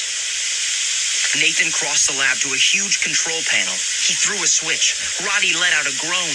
His black snake tongue flipped in and out. His knees collapsed. His body started to twitch and vibrate. Bright white and yellow sparks shot out of the helmet. Stop it! Stop it! Heather and I both screamed. I gaped in horror as Roddy's body appeared to melt away. He melted right out of his clothes. A few seconds later, he was a snake. A long yellow snake with bright red stripes crawling on the floor in front of us. Chapter 22. Success, Dr. Crawler cried. He raised himself tall and did a kind of shuffling snake dance. We are doing well today, Uncle Jerry agreed. Getting very close. Soon you will be snakes too. Snakes we can try to change back to humans. You can't do this, Heather screamed. Let us go. You cannot get away with this. Roddy, now a long, thick snake, crawled over the floor toward my sister and me. I watched him move, studying his red and yellow stripe pattern. Let's try you next, Boone, Dr. Crawler hissed. He bobbed his head toward Nathan. No, please, I cried. Please. Once again, Nathan threw a switch. I felt the cone over my head start to vibrate. My head began to tingle. My eyes blurred. My whole body throbbed as if I had stuck my finger in an electrical socket. Last chance, Boone, I told myself. Last chance before you become a snake. I signaled to my sister. I pointed frantically. Yes, after a few seconds, she understood me. Heather raised her arm and rattled her bracelet as hard as she could. The sound startled Dr. Crawler and Uncle Jerry. I saw their heads whip around. It gave me 1 second to move. I tore off the vibrating cone and dove to the floor. I grabbed Roddy. The big snake wriggled in my hands. I raised it high over my head. Dr. Crawler's eyes flashed. What are you doing with that snake? He hissed. I held the snake high. Do you know the biggest predator of snakes? I demanded. Do you know the two biggest enemies of snakes? Dr. Crawler pulled his head back. I know that man is the first, he replied. Humans are the biggest enemy of snakes. And the second biggest enemy, I cried? You should know this. The two startled snakes stared at me. The king snake is the second biggest enemy, I told them. King snakes love to eat other snakes. And guess what? You just turned Roddy into a king snake. I didn't give them a chance to move. I heaved the king snake onto Dr. Crawler. Dr. Crawler arched his head. He tried to squirm away. The king snake let out a warning hiss, but Dr. Crawler opened his jaws and attacked first. His head darted forward as he snapped at Roddy's throat. Roddy pulled his head back. Dr. Crawler missed and accidentally bit himself. Heather pulled herself free of the metal cone. We both watched as the venom instantly shot through Dr. Crawler's body. He poisoned himself, Heather cried. Dr. Crawler slumped heavily to the floor. He didn't move. The counselors uttered cries of shock and horror. Uncle Jerry stared down at Dr. Crawler, then started for the door. The snakes all began to hiss at once. And then they all turned, and wriggling and slithering furiously, followed Uncle Jerry out of the lab. I watched them fleeing down the hill, Their leader was dead. They were defeated. I turned to Heather and uttered a shocked cry. Roddy stood beside her, looking like his old human self. He shook his head, confused. "I'm a little dizzy," he said. "I guess Dr. Crawler's experiment was a failure," I said. "It only lasted for 5 minutes." 5 minutes was plenty, Roddy said. "I told you this camp was creepy. Look at me. I'm all dusty from crawling on the floor. Yuck. Next summer I'm going to Latin camp." Chapter 23. A happy ending for everyone but the snakes. The next day, Mom and Dad picked us up.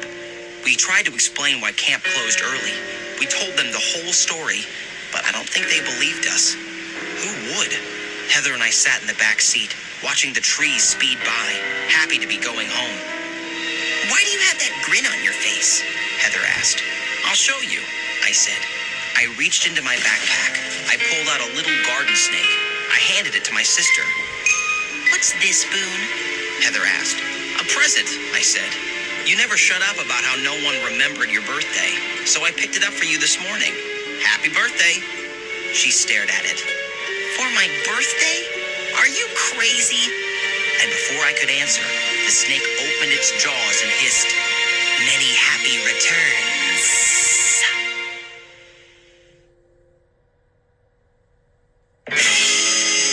Enter Horrorland. The story so far. A group of kids received invitations to be very special guests at a scary theme park called Horrorland.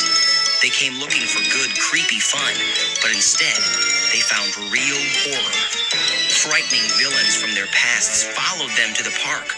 A park worker, a horror named Byron, warned them they weren't safe in Horrorland. He said their lives were in danger. After 3 kids in their group mysteriously disappeared, the very special guests decided to escape. They made it as far as the parking lot. It didn't take long to realize they had walked into a trap. Boone Dixon continues the story. Chapter 1. I thought I'd be spending the whole summer at Camp Hither, but 1 week later, I was happy to be away from that horrible place. Happy to be home, but it wasn't all good. My sister was driving me crazy. Heather wanted to play croquet in the backyard all day, and she cheated at it. Can you imagine a kid so lame she cheats at croquet? My friends were all away, and every morning Mom and Dad took turns saying, "Boone, have you done your summer reading yet?" Wow, awesome summer, huh? And I didn't even mention the nightmares about snakes almost every night. So when the invitation came from Horrorland Theme Park, I was psyched. The card had a grinning monster on the front. At the park, I think they call them horrors. And under the monster, in creepy blood-red lettering, my name, Boone Dixon. An invitation for a whole week at Horrorland as a very special guest. The scariest theme park on Earth. Could I say no? Mom and Dad put me on the bus 2 days later. As the towns, farms, and forests passed by my window, I couldn't stop thinking about the great rides and shows and scary fun. I knew where I wanted to go first. My friend Jonathan had told me all about Werewolf Village. He swore the werewolves there were real. I knew he had to be joking, but if you know me, you know I don't like mysteries. I had to check it out for myself. The bus ride was 4 hours. I was too excited to sit still. I kept getting up and changing seats. Finally, the driver braked the bus and shouted, "Horrorland Park! This is as close as I go." I peered out the window. I was at the entrance to the huge parking lot. I pulled my bag from the overhead rack, and I stepped down from the bus. The bus pulled away with a roar. I shielded my eyes from the bright sunlight. The parking lot was jammed with row after row of cars. Under the blazing sun, the cars all glowed as if they were on fire. I could see the park entrance at the other end of the parking lot. A tall green and purple fence surrounded the park. I shifted the bag to my other hand.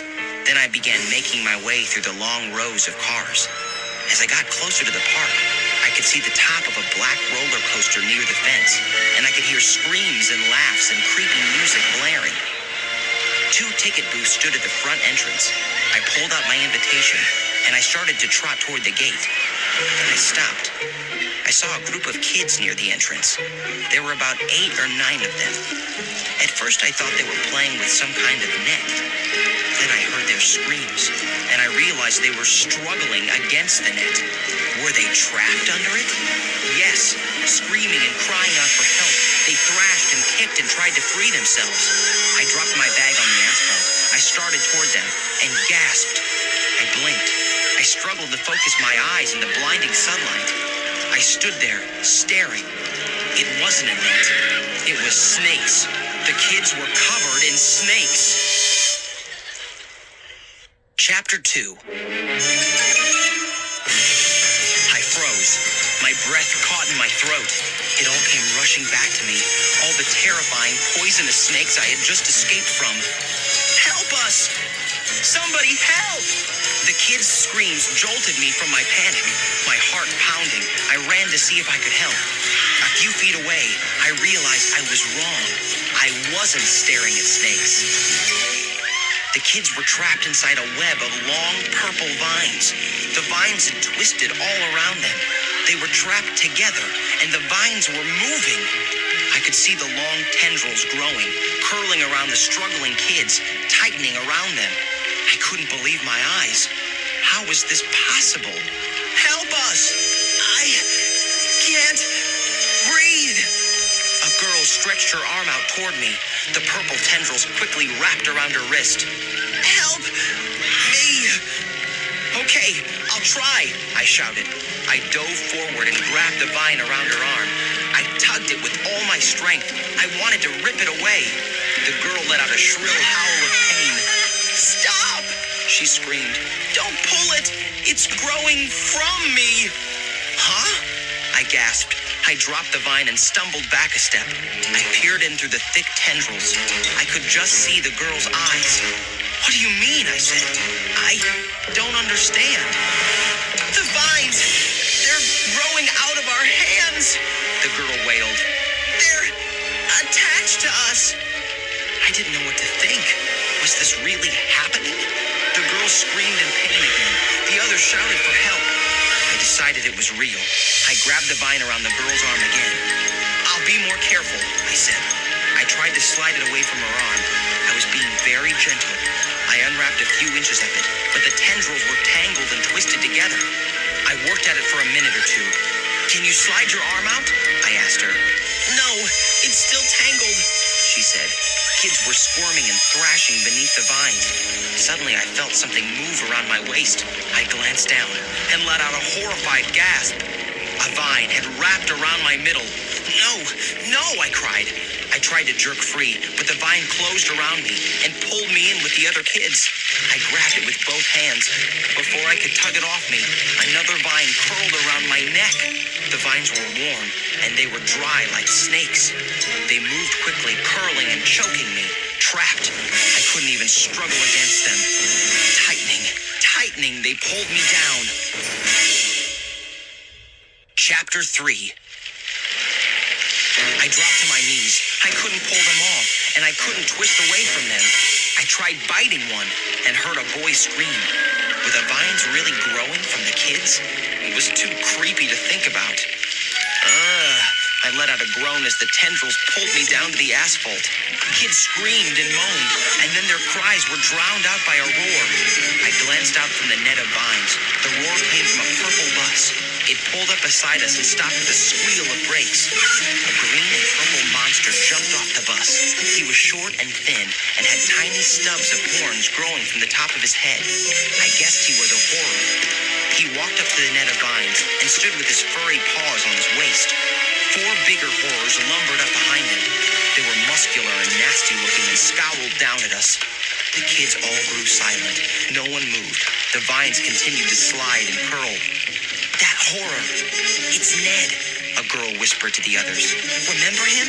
Ned? I'm so sorry you very special guests tried to leave the park, Ned said. His voice was soft. He didn't sound like a monster. He sounded like my English teacher. Let us out, a boy cried. We're suffocating, another boy shouted. Can't breathe. It hurts. It's too tight. You brought this on yourselves, Ned said. You gave us no choice. Let us out. You can't do this. One of the horrors handed Ned a tool. It was silvery and had a wide bell at the top, then a handle with a trigger. It looked a little like a hairdryer. I'm going to free you now, Ned said. Don't anyone try to run away. I need you to return to the park. He pushed the trigger on the handle. The silvery tool started to whir. He aimed it at the vine around my throat. I felt the vine loosen. It instantly shrank. I took a long, deep breath.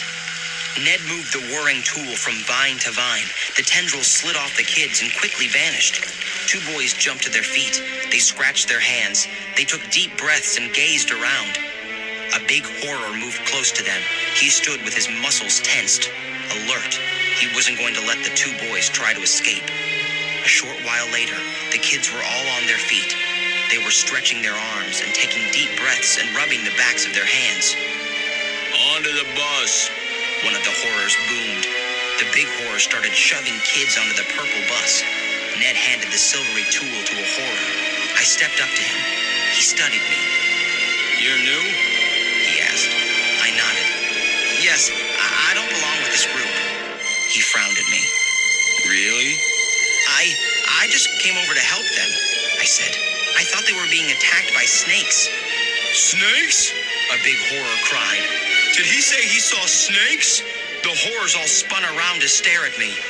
I'm terrified of snakes. I heard one horror mutter to the horror next to him. Me too, his partner whispered.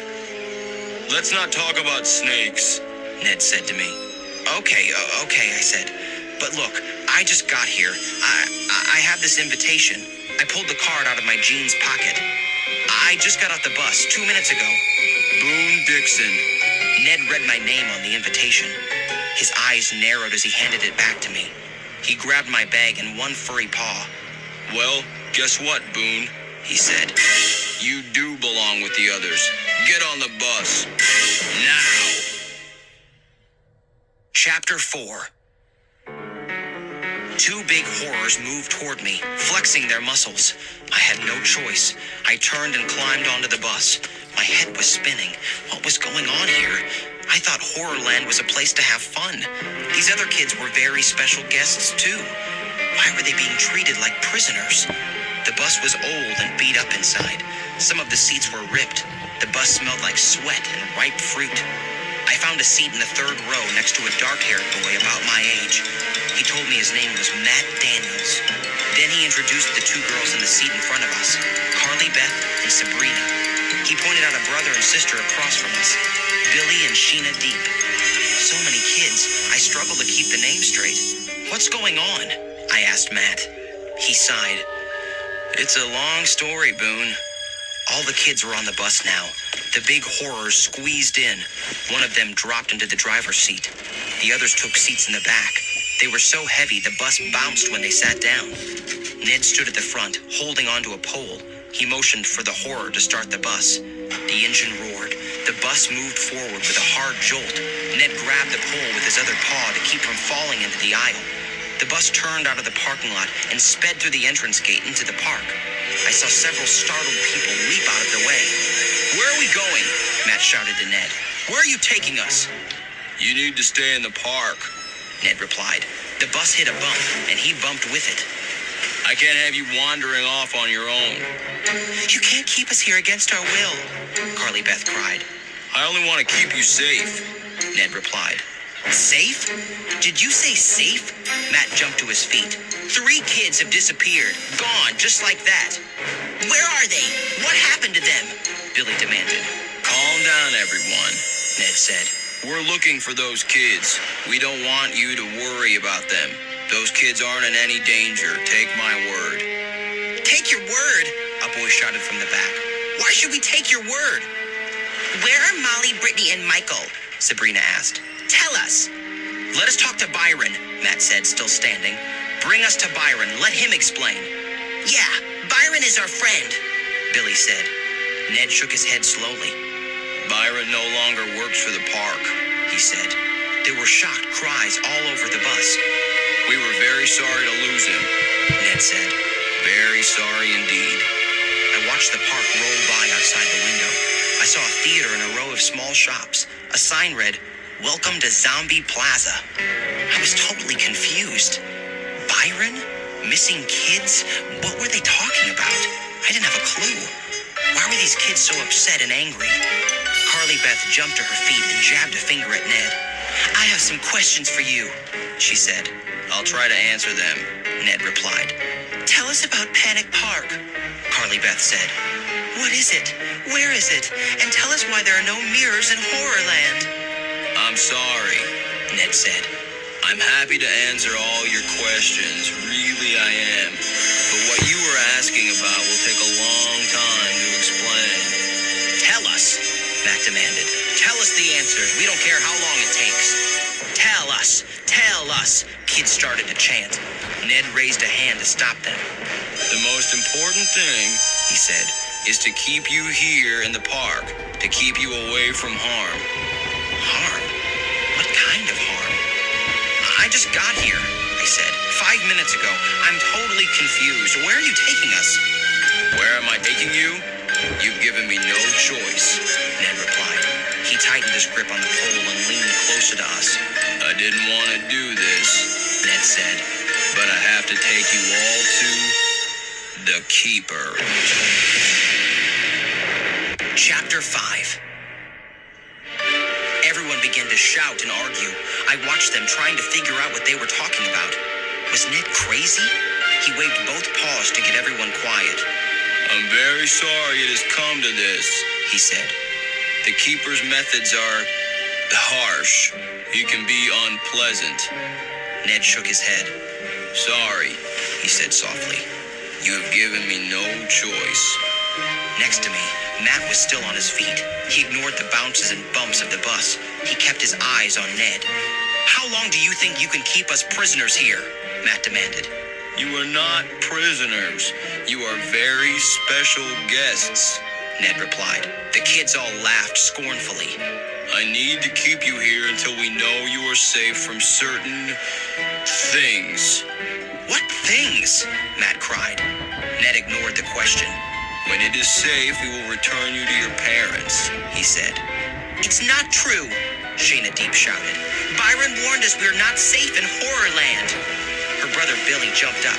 "If this park was safe, you wouldn't have to hold us prisoner." Do not try to fight this, Ned said softly. I'm giving you fair warning. Do not anger the Keeper. He can be difficult. That got all the kids shouting again. I glanced out the window. The bus passed a fenced-in area of tall trees. A sign read, "Werewolf Village." I wanted out. I had come here to have fun. I felt as frightened as the others, even though I didn't really know what was happening. Suddenly I had an idea. A crazy idea to help us all escape from this weirdo Ned. Would it work? Chapter 6. "Snake!" I screamed. "Snake! On the bus!" I ducked behind the seat and pretended to wrestle with it. I grunted and groaned and pretended it was putting up a big battle. "Help!" I screamed. "This snake is huge! Help me!" I had overheard the horrors say they were terrified of snakes. Was it true? Yes. The bus squealed to a hard stop. So hard Ned toppled forward into the first seat, and 2 kids were bounced off their seats onto the floor. "Snake!" I cried. I kept pretending to struggle against it. I saw the big bus driver jump up. His eyes were wide with fright. He was the first one off the bus. Ned leaped off right after him. The other big horrors lumbered full speed up the aisle and jumped to the ground. Through the bus window, I watched them run off into the crowds. I turned. Kids were frozen in their seats, frightened too. "No snake!" I shouted, jumping to my feet. "There's no snake. Let's get out of here." Matt slapped me a high five. "New kid, good work," he cried. He spun around to the others. "This is our chance. Let's move." We shoved our way down the narrow aisle and jumped off the bus. Matt led us behind it where the horrors wouldn't see us. Across from us, I saw a line of people in front of a booth called the Pretzel Pal. A sign read, "Turn yourself into a pretzel. It's easy." It didn't sound like much fun to me. The kids all huddled in the shadow of the bus. "Which way?" a tall, dark-haired boy asked. "Have we been here before?" A girl with 2 cameras around her neck pointed. "I think the entrance gates are that way." "Then we want to go the other way," Sheena said. "We don't want to try that again." "We've got to decide fast," I said. "Those horrors will be back." Matt was studying a sign to our left. "Look, that's Goodbye Land," he said. I turned.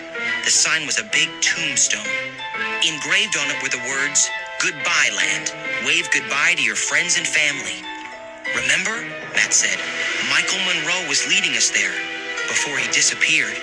Everyone turned to stare at the tombstone. We couldn't see into Goodbye Land because it was bordered by a tall hedge. "Michael said this was the back end of the park," Carly Beth said. "He thought there might be an exit there." We all jumped as a siren began to wail. "Hurry," Matt said, glancing around. They set off the alarm, telling the other horrors we've escaped. We took off, running toward the entrance to Goodbye Land, but we stopped beside the hedge several yards away. The entrance had 2 giant coffins standing upright on either side. Inside the coffins, 2 robot horrors stared straight ahead and waved goodbye. "Look, in their foreheads," Matt said, pointing. "Cameras. Probably security cameras. If we go in the entrance, the monster police will see us." "We can squeeze through the hedge," a girl named Abby said. "Quick, no one is looking." I lowered my shoulder and shoved my way through the thick, prickly hedge. Everyone followed. A few seconds later, we all burst out, brushing needles from our clothes and hair. We stopped in the shadow of the hedge to look around. Goodbye Land was an enormous park, trees and grass and flower beds. Very peaceful looking, like a graveyard. "I don't see an exit," I said. "But what's that ride over there?" This part of the park was nearly deserted. We trotted over to the ride. It stood under a round red canopy. It was called the RIPPER Dipper. I saw a sign beside the entrance. "Warning, this ride goes only one way, down." "Let's ride it," Sheena said. "But how can it help us?" I asked. "It might take us to the underground tunnels," Matt replied. "We were already down there, but they chased us out," he explained to me. "If we can get back to the tunnels, we can follow them out of Horrorland." The alarm sirens were still rising and falling on the other side of the hedge. "I just want to know one thing," I told Matt. "Why are you all so anxious to get out of here?" "No time to explain," Matt said. "Trust us. We're in real danger. Stick with us, Boone. You really have no choice." No more talk. I followed him into the short, dark entryway. A line of small, square, black cars stood in front of us. The cars were on a track. The track led straight to a wide hole in the ground, room for only one person in a car. We all scrambled into cars. I lowered myself into the nearest one and pulled the safety bar over me. I grabbed the steering wheel with both hands and spun it. The steering wheel was a fake. It didn't control the car. A few seconds later, the ride started up. My hands flew off the wheel. My whole body jerked back hard as a deafening roar rose up all around me. And then I flew up, off the seat as the car began to plunge. Straight down. Chapter 7. I gripped the safety bar with all my might as the car dropped, picking up speed as it fell. The tires whistled on the tracks. The air grew hot, faster, into total darkness. The ride was completely black, except for tiny yellow sparks that flew off the wheels of the car above me. I hate fast rides, especially when you can't see where you're going. Squeezed into this tiny car, dropping into the pitch black, I thought, this is a lot like being buried, only at 100 miles an hour. Ow! I let out a startled cry as my car bumped the one beneath it. I felt a hard jolt. My car rocked and started to spin. I shut my eyes, and then the car stopped with a shattering jolt. Was the ride broken? How are we going to get out of here? "What's going on?" a voice yelled. "Help!" Suddenly the safety bar slid out of my hand. "Huh?" I cried. Before I could catch my breath, the bottom of the car flew open with a loud snap, and I toppled out into black space. Ah! A hoarse scream burst from my throat as I fell. I flew through the darkness, screaming all the way down. Gazing up, I saw Matt plummeting toward me, and other kids falling. Everyone falling. A hot wind rushed past me as I dropped through the blackness. I shut my eyes and pictured my family. Mom, Dad, Heather. The last faces I would ever see. Chapter 8. Ugh! The breath shot out of me as I landed hard on my back. I bounced. Once. Twice. Struggled to breathe. Thud. Thud. Kids crashed down all around me. Their hard falls sent me bouncing some more. Are we alive? Someone asked. I struggled to regain my breathing. My heart pounded like crazy. I sat up and squinted into glaring gray light. Hey, it's some kind of mattress, I managed to cry. We had all landed on an enormous air mattress. It's a free fall ride, Carly Beth said. I guess we were supposed to fall. Some kids laughed. A few kids cheered. We were all happy to be alive. But it didn't take long to remember the trouble we were in. Can we get to the tunnels from here? Matt wondered. Hurry, climb off this thing, let's go. Before I could slide to the floor, I felt a hard grip on my shoulder. I spun around and stared into the scowling face of a gigantic green and purple horror. A bunch of big, powerful-looking horrors surrounded the air mattress, and Ned stepped forward. He wasn't smiling. Well, you survived the RIPPER Dipper, He said. Good work, everyone. He motioned for the horrors to grab us. Now let's see what thrills and chills the Keeper has in store for you. No way we could escape. The horrors forced us to a rickety elevator that took us back up to the surface. Then they marched us through the park. Some park visitors cheered us as we passed by. They probably thought it was a parade or something. The horrors walked us across Zombie Plaza. I saw shops and food carts and game booths. Other kids were having fun. Why couldn't we? We came to the haunted theater. Above the entrance, the marquee read, Mondo the Magical. Were they taking us into a magic show? No. The horrors guided us into a little shop at the side of the theater. The shop was called Mondo's Tricks and Treats. I guess Mondo was selling his magic tricks there. The shelves were filled. I passed a display of boxes that read, a Mondo exclusive, pull a hat out of a rabbit. No time to look at the store. The horrors pushed us behind a curtain toward a little room and back. At the far wall, a steep staircase led straight down. Our shoes clattered on the metal stairs. No one spoke. The stairs led to another flight of stairs, and then another. I realized we were now 3 floors beneath the park. My throat suddenly felt dry. Despite the hot air down there, my hands were cold. This was way scary. What did they plan to do with us? Just lock us up and keep us down there? We stepped out into bright lights. A huge room with furry orange and green chairs and couches. Sunlight yellow wallpaper with blue fish all over it. A big zebra skin rug. A purple and white polka dot table with big claws on the legs. A floor lamp with red and white stripes like a barber pole. So many colors, it was almost blinding down there. And all the furniture was totally weird looking and crazy. Where are we? I demanded. Where have you taken us? You will be safe here, Ned said. unless you get on the wrong side of the Keeper. Be careful with him. Do everything he tells you. He is called the Keeper, but there is one thing he can't keep. He can't keep his cool. You can't do this, Matt screamed. Let us out, now. See you soon, Ned said. The door slammed shut behind him. Chapter 9. A hush fell over the room. We stood blinking, gazing around at the crazy colors and weird furniture. Finally, a boy named Robbie Schwartz broke the silence. There's no one else down here. Let's break out, he said. How? Abby demanded. We're a mile beneath the park. I didn't hear Ned lock the door, I said. I ran to it, tried it. Wrong. It was locked. Look, another room, Matt said. He pointed to a curtained doorway on the far wall. We burst into the next room. It was just as big as the first, with bright colors everywhere. The room was cluttered with strange junk, some kind of storeroom probably. I saw a rusted suit of armor leaning in one corner, a stuffed raven with a stuffed mouse in its mouth, a huge fish skeleton in a glass case. Suddenly, Abby let out a scream. No, I don't believe it, she groaned. She stared at a mummy propped up in a chair. The wrappings were yellowed and stained, the mummy's head tilted to one side, but Abby was staring in horror at its middle. The ancient wrappings over the mummy's stomach had been ripped open. Before I could ask why she was so upset, I heard a scream behind me. Carly Beth pointed to something on a low table, a rubber mask.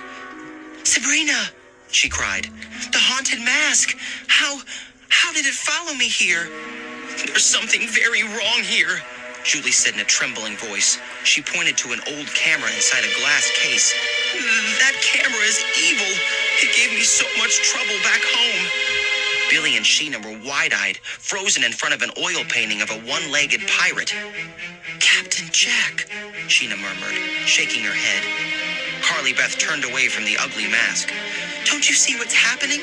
she said.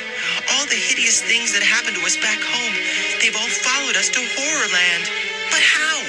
Robbie asked. "Do you think someone knew we all had horrifying adventures back home? Do you think that's why we were invited here?"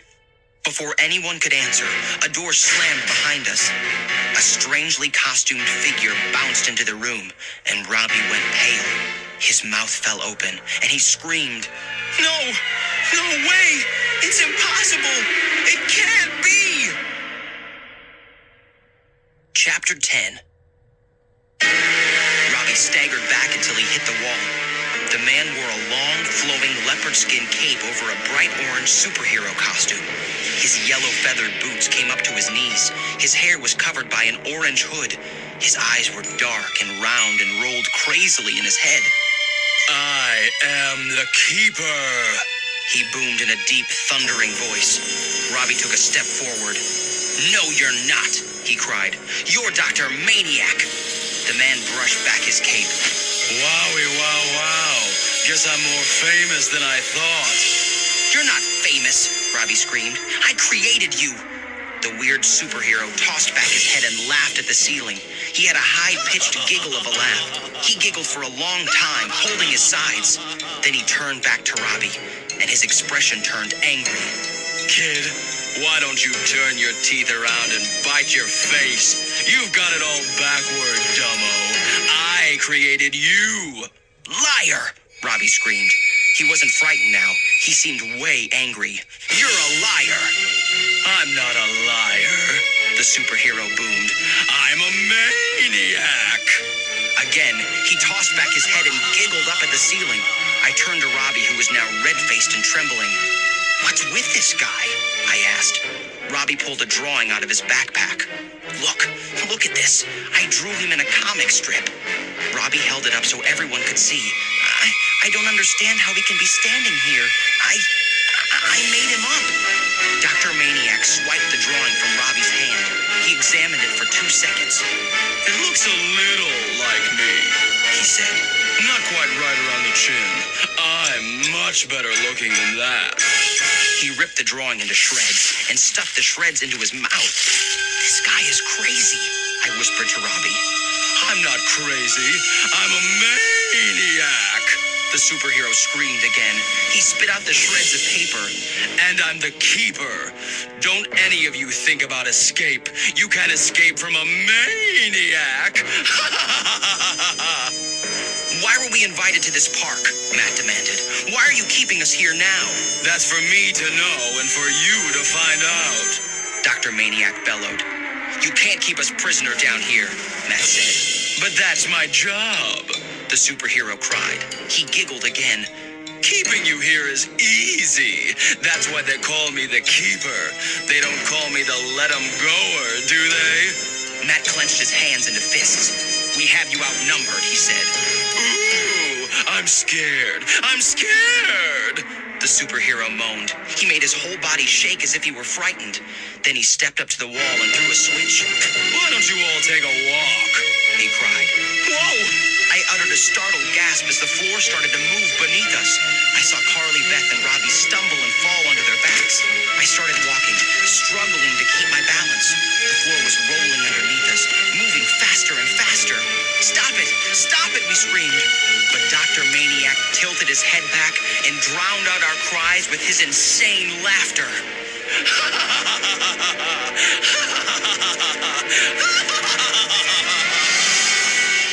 Chapter 11.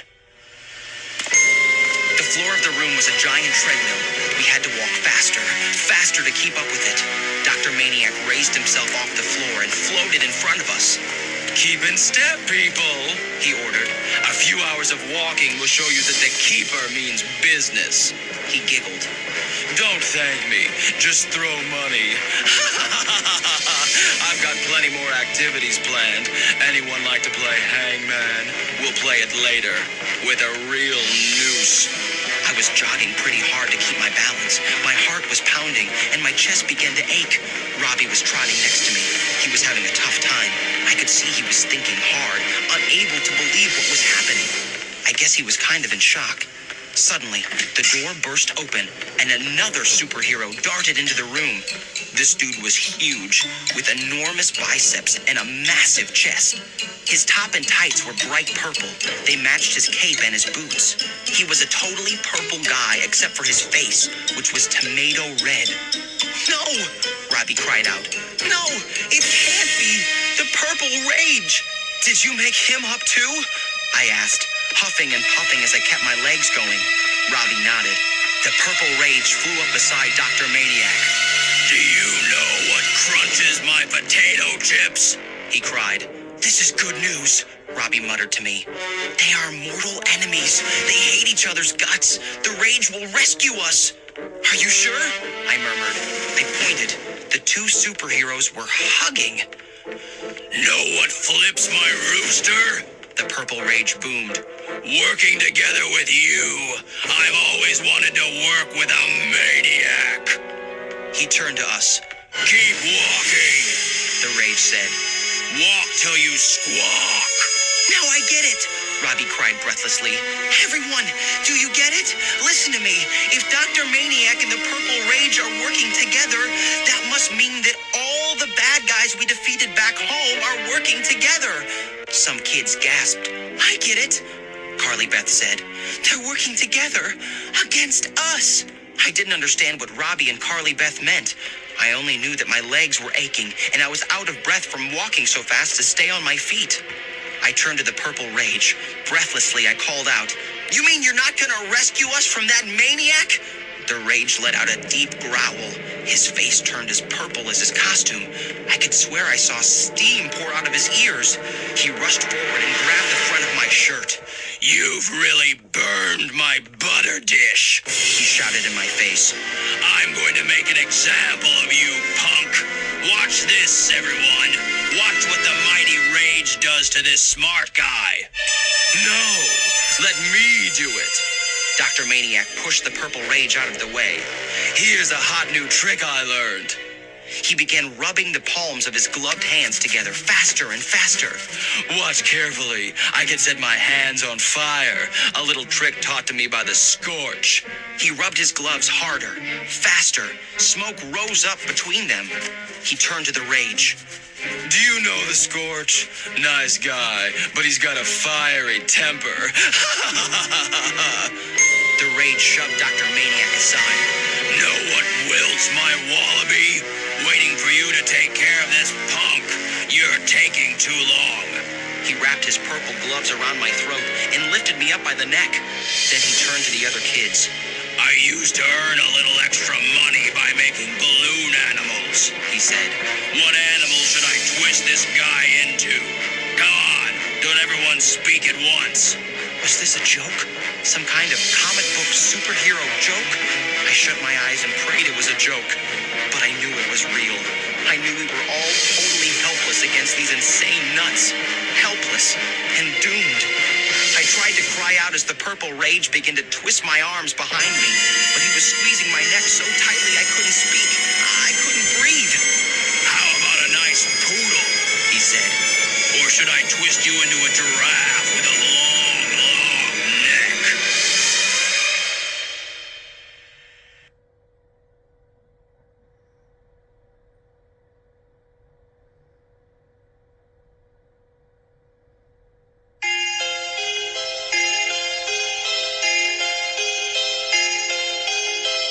Hello, I'm R.L. Stein.